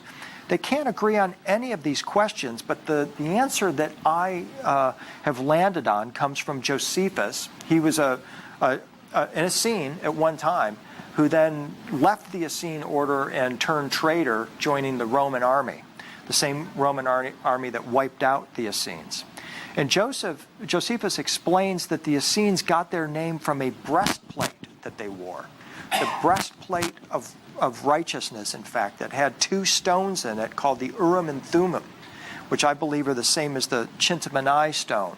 Here's that breastplate right here. It's rainbow colored. It emits rainbow colored light.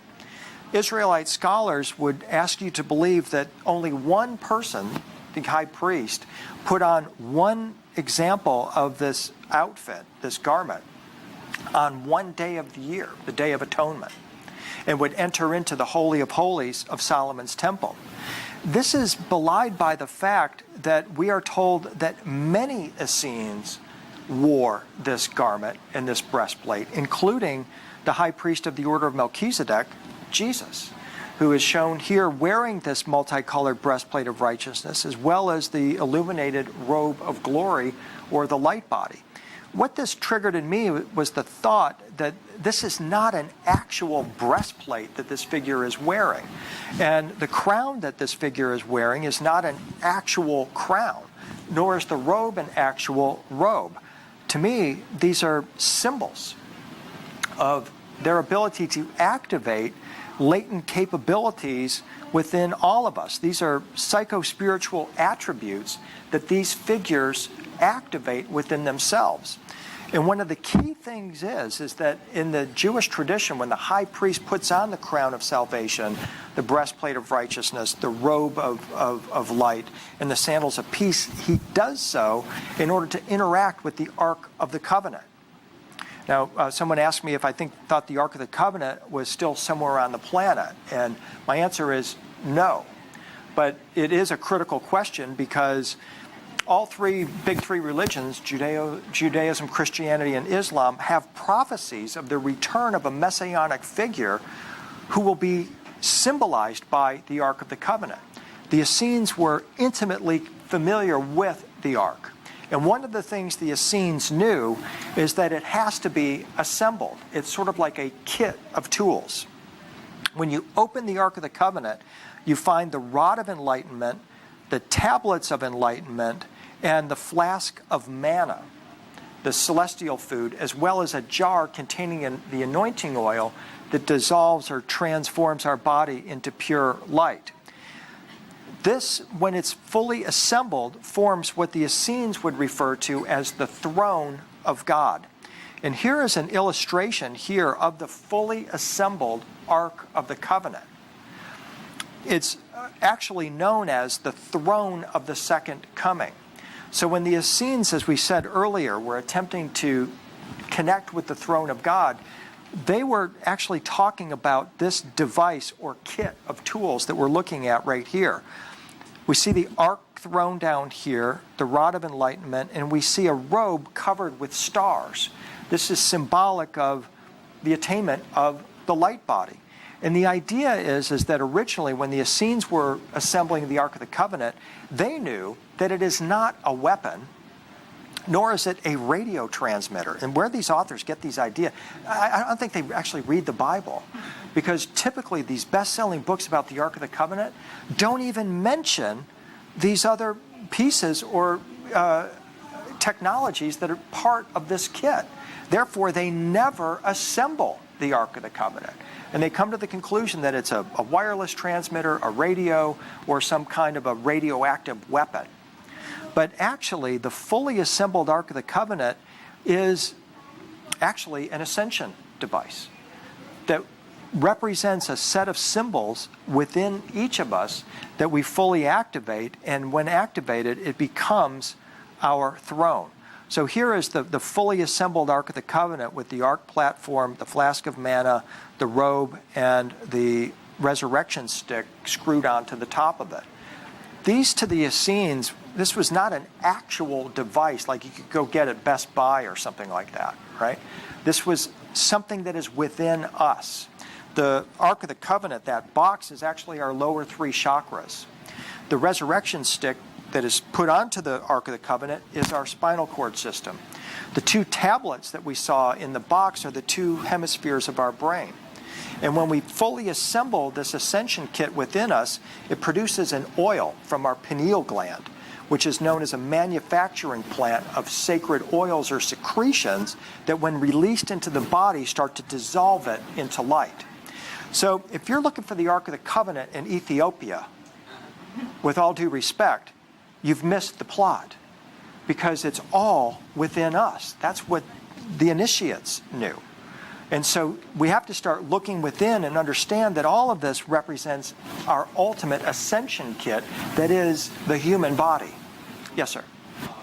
So the temple that people do talk about, supposedly in Ethiopia, where they're all guarding it, I'm just wondering what you think that actually is, or you know what that is and what they're guarding and why they always stick it down. They might have created some kind of box or container that they called the Ark of the Covenant, but let me put it this way.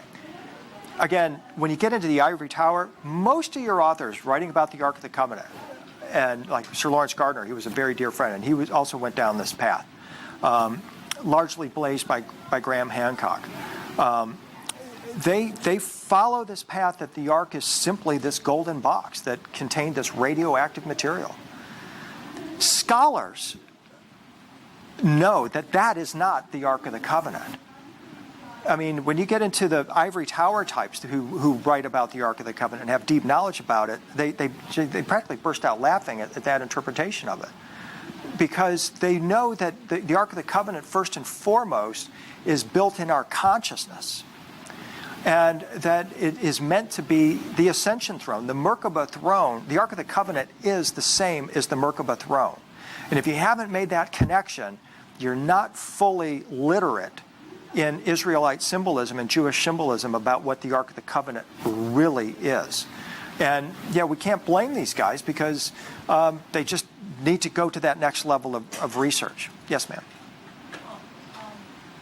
I'm friends with Nassim, Uh-huh. and I'm not a member of the same rich country, but they found Cleopatra's tomb in the Middle East, Uh-huh.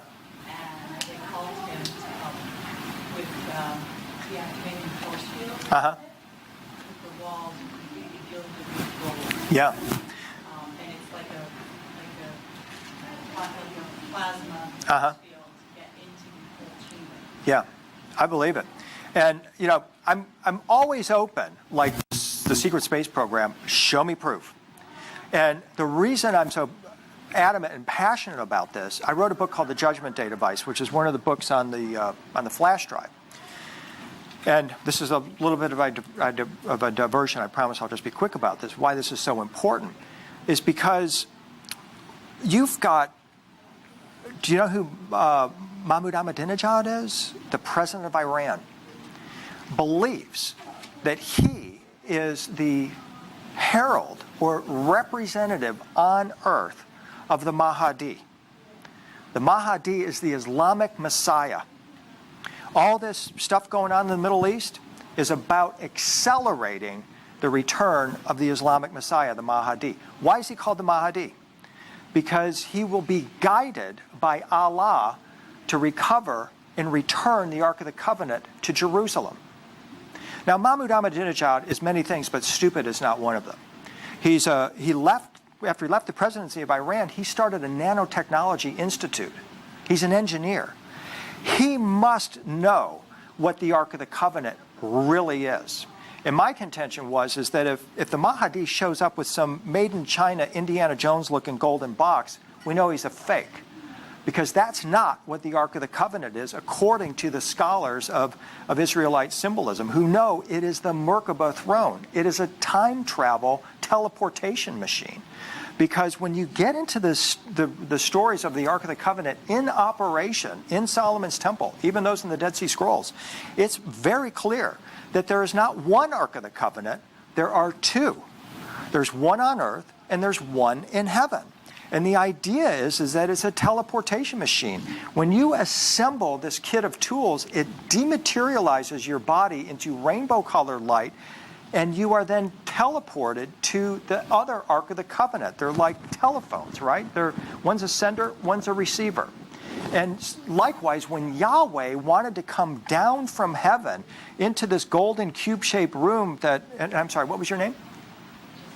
I'm sorry? Justine. Thank you, Justine. This golden cube-shaped room that Justine is referencing is actually a disassembled or a portable ascension room. And this technology would be assembled in this room, and when Yahweh wanted to come down, they would bring in the Ark of the Covenant, and Yahweh would manifest as a luminous, humanoid, rainbow-like figure. Almost like a hologram sitting on this device.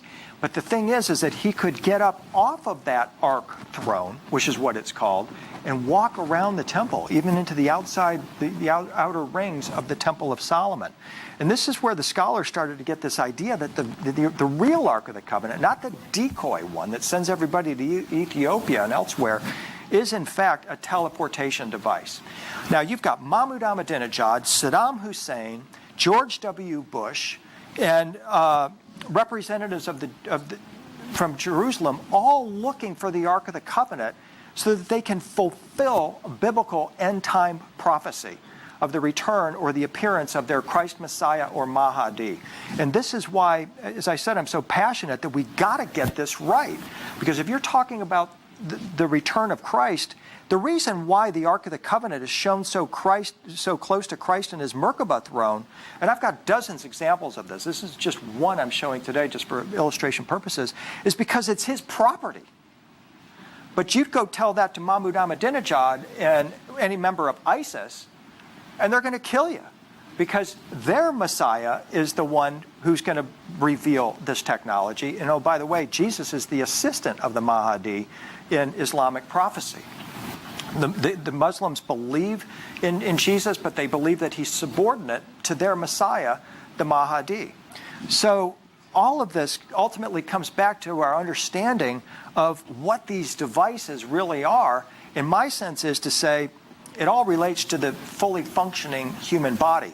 So if we have, and I'll just make this comment and then entertain your question, if you've got a Messiah getting ready to come on board here, then the ultimate test of this figure is dissolve yourself into rainbow-colored light, manifest yourself in a physical body, then dissolve yourself back into light. That's it. If you can't do that, you're a fake. We know you're a fake. And this isn't just my opinion. Scholars know this, and they're watching this very carefully because our world is turning on these ancient prophecies. And Steven Spielberg did a tremendous disservice when he showed the Ark of the Covenant in those Indiana Jones movies as this golden box. So, yes, sir. Were you mentioning something about 3 chakras and one of the items representing the lower 3 chakras? The Ark box is our lower 3 chakras. It's the platform on which the resurrection stick, our spinal cord, it rests. And then the 2 tablets of the law are the 2 hemispheres of our brain. And then the container of the anointing oil is produced by our pineal gland. Yeah. Yes, sir. Is it possible that both are true, as in like what you're saying, and then also these like boxes, there's multiple boxes? I've heard in ancient Egypt there were multiple boxes. Yep. Those are not the Ark of the Covenant, though. Right. Those boxes on the temple walls at the Temple of Ramses II. The actual Ark of the Covenant, I'll tell you where it was, where Moses learned about it. It was Abydos. It's on the temple walls at Abydos. It's called the Throne of Osiris. I call it the Osiris device. And it's clearly portrayed on the walls in the Osiris Chapel as a dematerialization device. It's like a scanner. There's other boxes, you know, the place in Ethiopia, there's other things, you could be man-made boxes, maybe not in the as a man-made Yeah. box before, so like maybe superconductor with like the Yeah. Yeah, it could be some kind of technology, but they are not the Ark of the Covenant. In fact, those are called the Pir thrones, which means fire in Egypt. And in my Judgment Day device book, I've got my photos from my research at Abydos that shows those. Those are not the Ark of the Covenant. This is Hollywood misunderstanding all of this and not assembling the Ark. This is why, if you read any of the popular literature about the Ark of the Covenant, they never assemble it. This is why when in popular conversations, people think the Ark of the Covenant is just the box. It's not. Here's my analogy. If you go to your Apple store and you buy a new iMac, you're gonna get a box, right? It's got a picture of the computer on it. If you're knowing what you're doing, you're gonna open that box and pull out the components. And you're gonna have a screen, a keyboard, a power cord, a mouse, and the software. And it's only when you assemble all of that and plug it in that the computer actually works. And what I started to see is that these popular books about the Ark never talk about the components. They're just talking about the box that you brought home from the Apple store and saying, there's the Ark of the, we're going to go get the Ark of the Covenant. Well, it's like, I'm going to go to the Apple store and get a computer, and there it is. Oh, wow, look at all that this box can do.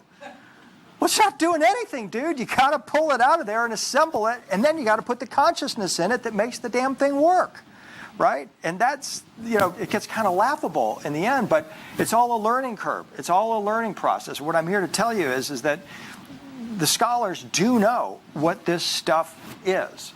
And my point is that we got to get this right, because we're going to see this. I believe we're going to see it within the next couple of 3 years. We're going to see probably some false flag, fake messianic appearance, and they're going to try to sell us some made in China golden box and say, here's the Mahdi, right?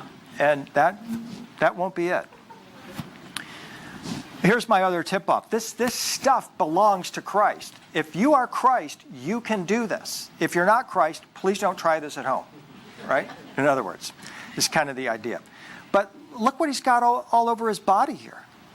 This is not a tattoo. It's the symbols of what's called the arma Christi, the instrument of Christ, the instrument of Christ's passion, the throne of Christ. It's his body. It's our body are these devices, okay? There's always many levels of interpretation, 7 levels of interpretation for all of this myth and symbolism. But the one I am passionately encouraging you to focus on is the anatomical interpretation of all of this. You've got to put it inside your body. We've got to make it work inside of us. Where I've kind of lost my train here, so I'm just going to get back on here and go back to our Israelite high priest here, because he's getting suited up here to interact with the Ark of the Covenant. And he's going to wear the crown of salvation, the breastplate of righteousness that radiates rainbow light. And the reason he's doing this is because he knows that this is a dematerialization device. It's about dematerializing the body into light and projecting us through the cosmos. So in these images here, where this is Zechariah, this is John the Baptist's father, who's now encountering an angel in white, Gabriel, who's now going to tell him, dude, your wife's aged, but she's about to give birth to John the Baptist, this Essene mystic. And John's father is wearing all of these symbols or accoutrements that we're talking about here that I believe symbolize the rainbow body. Here's another example of the Israelite high priest. Got the resurrection stick, the rainbow-colored breastplate. This is all symbolic, in my opinion, of the rainbow body. In fact, if you, when you go to the book of Ephesians, which was written by Paul, the Apostle Paul, to the Essenes in Ephesus, Turkey, where they lived. And he's warning them of this coming cosmic battle and telling them, here's how you can survive this cosmic battle. He says, our struggle is not against flesh and blood, but against the rulers, who are also called archons in the Gnostic text, against the authorities, against the powers of this dark world, and against spiritual forces of evil in the heavenly realms. Here's how you win this battle.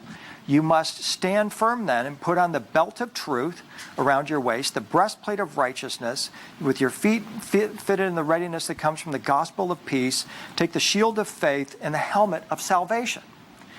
Paul is writing to hundreds of thousands of people. Now, 100,000 people aren't all going to go down to the jewelry store and get the crown of salvation and the breastplate of righteousness and the belt of truth. These are symbols of psycho-spiritual attributes that he's telling us you must activate these in order to win this cosmic battle. And furthermore, you're going to activate these in order to interact with the Ark of the Covenant, because that's the only reason why you put this on, apart from trying to overcome this cosmic battle. That tells me, are there 100,000 Ark of the Covenants where the Essenes lining up to all take a rocket ride on the Ark into the heavenly realms, like some amusement park ride? No, it's telling me that it's all within us. And that's the great leap. When Moses made the Ark of the Covenant, the blueprint for that device was downloaded into his consciousness, and he was like Nikola Tesla, who could make 3D models of these inventions in his consciousness and make them work in the dream world, in the higher dimensional world. And that's where these devices, I believe, actually exist. And Paul knew that. He's clearly urging us to augment or supplement the human body with tools or apps for a battle against an otherworldly cosmic force. And he recognizes that these are all within us. Yes, ma'am. Do you ever use the word meditation? Meditation? Yeah, that would be like for us meditation. No, I haven't seen that, but something similar, I'm sure. You can just meditate. Yeah. Yeah. Yeah, exactly. And activate it from within. As many of you know, Claire and I live in Nashville, where we have a scale replica of Athena's Parthenon.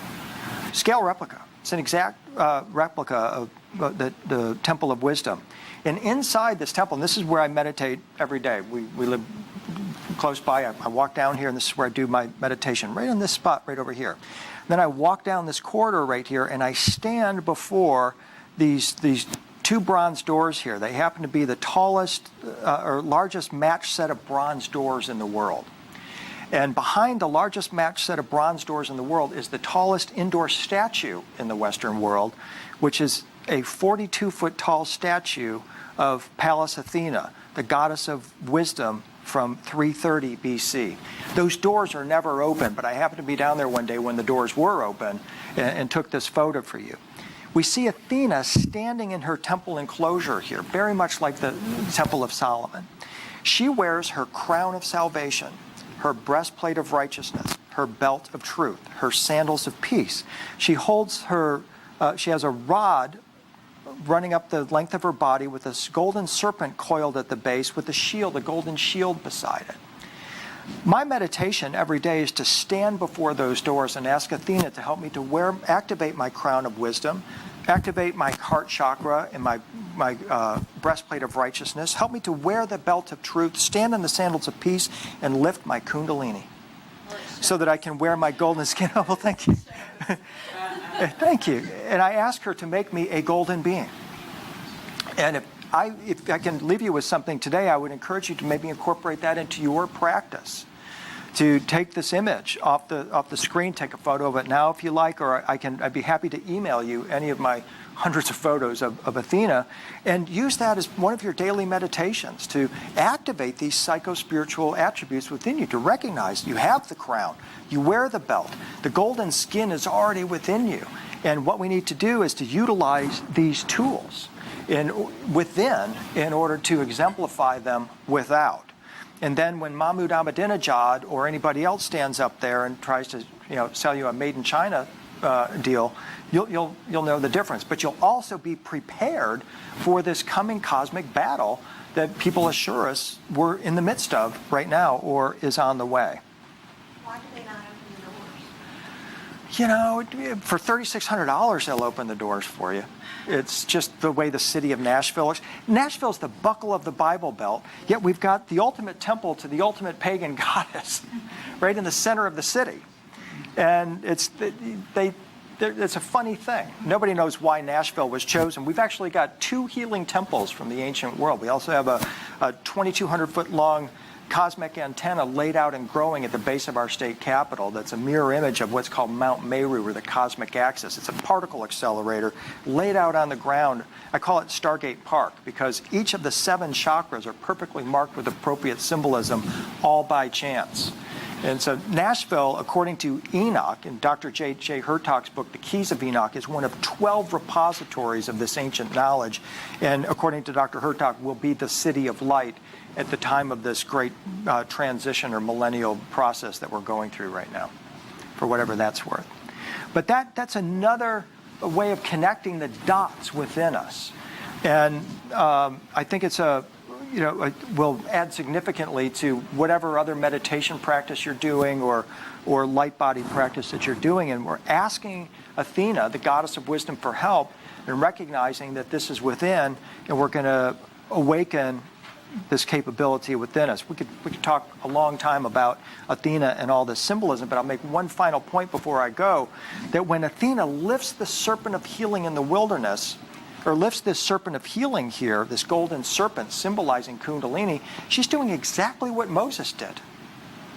When he lifted the serpent of healing and it healed the Israelites, Moses learned to do this at Abydos because he learned the secret of the Ark of the Covenant at Abydos and knew it was the Osiris device that we're talking about.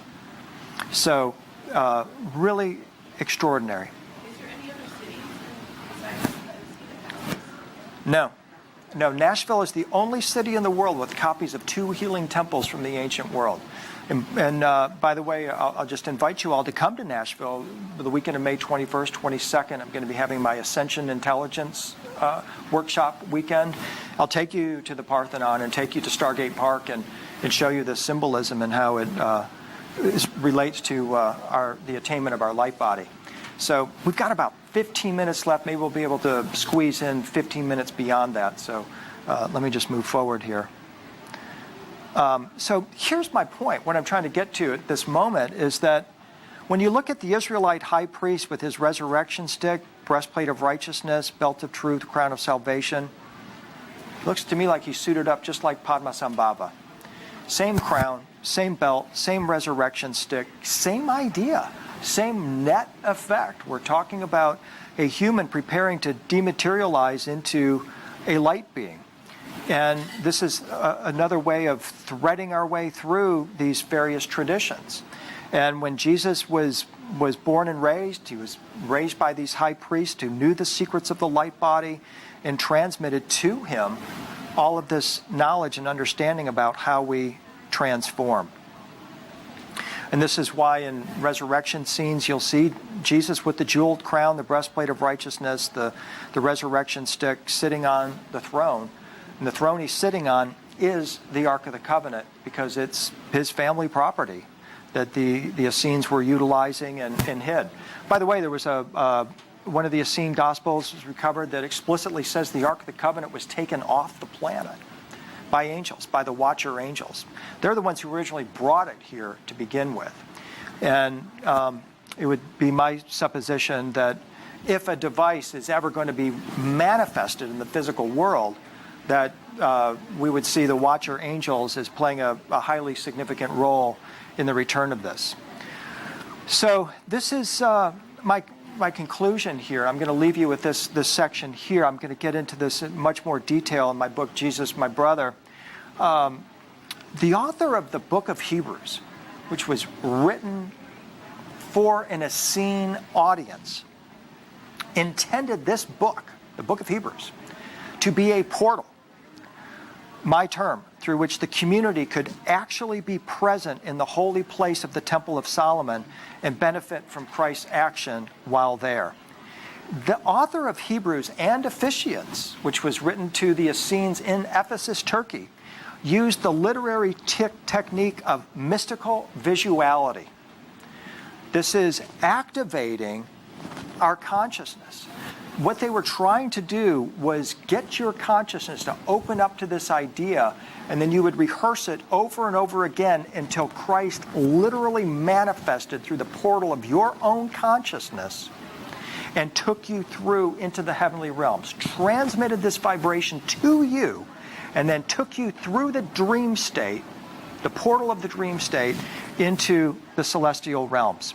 The scholars use the term ekphrasis and energeia, vividness, visibility. It's a literary term used to describe the power to bring an event before the eyes of an audience as if they were there themselves. So when Christ is speaking to you in the book of Hebrews, their intention was that he was actually going to be present in your consciousness, entering into your body, tweaking you a bit, and then taking you through a portal into the dream world, even through and especially as it walks you through the Holy of Holies of Solomon's temple. So the Essenes would literally, and the Cathars did this 1,200 years later. This is one reason why both the Essenes and the Cathars were exterminated by Rome, because they were utilizing this technique, this mystical visuality, to bring this into their bodies and turn themselves into Christ-like beings. So first the Essenes are wiped out by Rome, and 1,200 years later, as many as 1 million men, women, and children Cathars were exterminated by the Church of Rome because they had recovered much of this and were practicing exactly what I'm describing to you here. In essence, the book of Hebrews' vivid description of Jesus as the high priest is a script or a mind map for ascension. Above all, it's about seeing themselves as the high priest, seeing yourself putting on all of the tools and implements of the high priest, seeing yourself interacting and assembling the Ark of the Covenant, seeing yourself opening the portal with Jesus right beside you, assisting, and then seeing yourself going through the 7 halls or holes in space to Sion.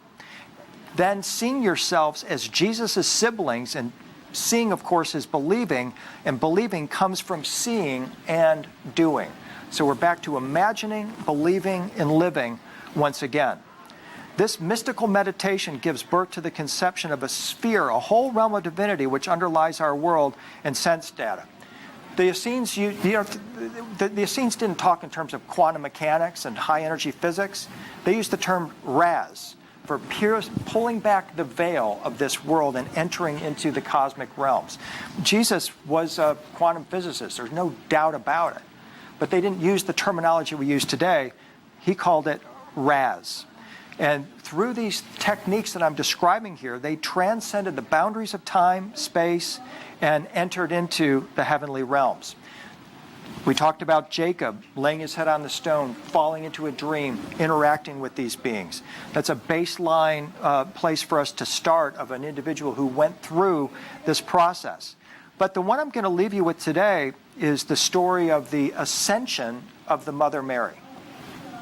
This is called the Dormition of the Mother of God. And this ceremony, or this feast rather, celebrates or commemorates the falling asleep of the Mother Mary and her bodily resurrection before being taken up into heaven. In this tradition, it is believed that Mary went into a dream state and Jesus came through an open portal, a stargate, in this dream state and took Mary's soul to heaven. This was a story that was told at Ephesus in Turkey. It's portrayed on the walls of the Hagia Sophia. It's primarily in the Eastern Orthodox tradition. Most Christians in America have no idea what I'm talking about, right? Because it's not part of our tradition. But this is how the art is portrayed. Mary's asleep. Jesus comes through this open portal here, takes her soul, symbolized by this child, and we have the seraphim angel, the watcher angel up here, assisting in the whole plan. What this exemplifies for us is the Essene belief in lucid dreaming as the conduit to the celestial realm. That they would enter into the dream world where all things are possible and the ascended Christ could manifest in your consciousness and activate these latent abilities within you and take you into the heavenly realms. And this is what we see portrayed in all of these images. Jesus manifests through the stargate, Mary's asleep, there's her soul, and now she's going to go up here into the ring or the stargate as a celestial being. She's sitting on a box with her feet on the footstool. That's the Ark of the Covenant, which is defined as the footstool of God. But this image here adds something really important to us. She's holding a red string in her hand. Can you see that? This is reflective of the story of Mary's girdle. The Apostle Thomas, also in a scene, didn't see what happened. Therefore, he didn't believe that Christ had resurrected. He didn't see Mary's ascension either. Therefore, he didn't believe it. Remember, seeing is believing. So Mary said, here's what I'm going to do for you. I'm going to give you my string as a token of my ascension, and you will be able to follow this string into the heavenly realms. One of my favorite images from Buddhism, I should have included it today to show it to you, is an image of the ascended Buddha masters coming down. There's dozens of them coming down through this portal or gateway. And these were paintings that were intended to be hung on the wall of someone who's about to die. And what they would do was to tie a silken cord to that painting. And the person who was dying knew that when their soul left their body, all they had to do was grab a hold of that silken cord, and they could go into the Pure Land through the painting. Now, what kind of a world do we live in when that kind of thing is possible? You know, what are we talking about here? We're talking about the quantum reality, obviously, that these beings can come through portals in a painting and take our soul into the Pure Land.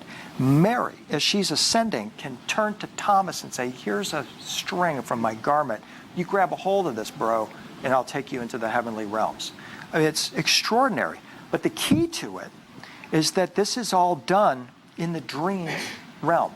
And this is the kind of the hidden technology, if you will, in the Dead Sea Scrolls, that the Essenes were masters at activating their consciousness because they rehearsed this over and over again, concretizing this experience in their mind and therefore making it real for them. So we see many of our symbols all coming together here. The portal or stargate, Mary's soul, the red-winged seraphim. This is a gateway that is being opened here for us, and it illustrates that all of us have the capability of entering into this sphere of consciousness through our dreams as another way of attaining our light body. This one is from Macedonia. I particularly like it because it's so obvious in terms of our present consciousness of what is being illustrated here. Mary's asleep. Jesus comes through the stargate for her soul. And then Mary ascends in her Merkaba, which is what this blue sphere is, held aloft by angels. That's her Merkaba throne. It's the Ark of the Covenant. And now she's also got the string once again that she's handing over to Thomas, who now has a conduit, a way of connecting himself to the other dimensional realm. The gates of heaven are open. The angels are waiting. Mary goes home. This is Mary's ascension that we're looking at here. I just love these images. You guys like these? I mean, it's kind of mind-blowing. I wish Sunday school, we knew this was, Sunday school was about stargates and time travel. It would have been a heck of a lot more fun, right? And so over and again, this is the idea that's communicated. And these are stories. These are open-eye meditations. When you would go into an Orthodox church like this and look at an image, you're receiving the programming. Okay, this is what I got to do. It's like when I want to go home tomorrow to Nashville, I'm making a mind map. Get up, catch the shuttle bus, go to LAX. Oh, I know it's an airport because of all the activity that's going on there. Get on the plane, fly 5 hours, get off the plane, go home, right? That's my mind map. And that's essentially what these are. You go through this process here, you awaken your consciousness, bring in these higher dimensional beings, bring Christ into your consciousness. He's going to open up a portal for you, take you up this stairway. You're going to see the gates of heaven open. Now you know you're home. You're on your way, right? You know how to do it. You don't know everything. You don't have to know everything about this experience. I couldn't fly a plane to save my life, but I can get on a plane and sit in my seat, right? It's the same thing here. You don't have to know everything about the process of ascension. You just have to know the map and the way and the process of what is going to occur. And that's what all of these images were designed to anchor for us, was that this is how it works, kids. And it's going to be a really great time. You're going to really enjoy this process because you're going to open up all these possibilities within you. It's a joyful experience. It's an exuberant experience. And you're going to be joining family members. So over and again, this is what we see in these ascension images of Mary.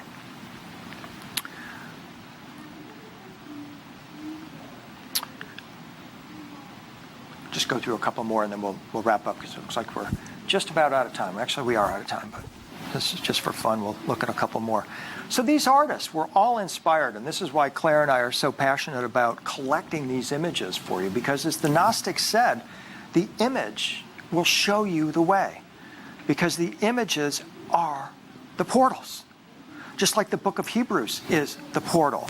We don't need necessarily to, while it's wonderful to travel to a lot of these sacred sites, the message that comes through over and over again is you are already what you're looking at here. And the image is activating it from within you. So one final image, because it kind of wraps it all up for us here, where Jesus comes through the Stargate, Mary's dreaming, portal opens, she goes with him, and then we see Christ up above in his rainbow body, right? And now Mary is going to attain her rainbow body, and now she can phase back and forth. So, Claire, did you want to say something? Oh, yes. So Claire has some of her paintings. She calls them sacred reflections. They're, again, these are the open-eye meditations. And I'll let her explain to you what she's got there. If you're interested, please see her afterwards. And I've also mentioned I've got the flash drives available. Would love for you to help support the work by doing this. Share this work with your friends. We're trying to build a sphere of consciousness around this idea. And this is how we're going to do it. All of us just putting our heads together, looking at the images, activating this within us, and then making this just part of our normal reality. So I hope you've all enjoyed this time together as much as I have. It's been wonderful. Wish we had more time together, but perhaps you'll come to Nashville, or I'll be back here in LA, and we can all get together and make this happen. So thank you all very much, and many blessings to you. Thank you. Thank you.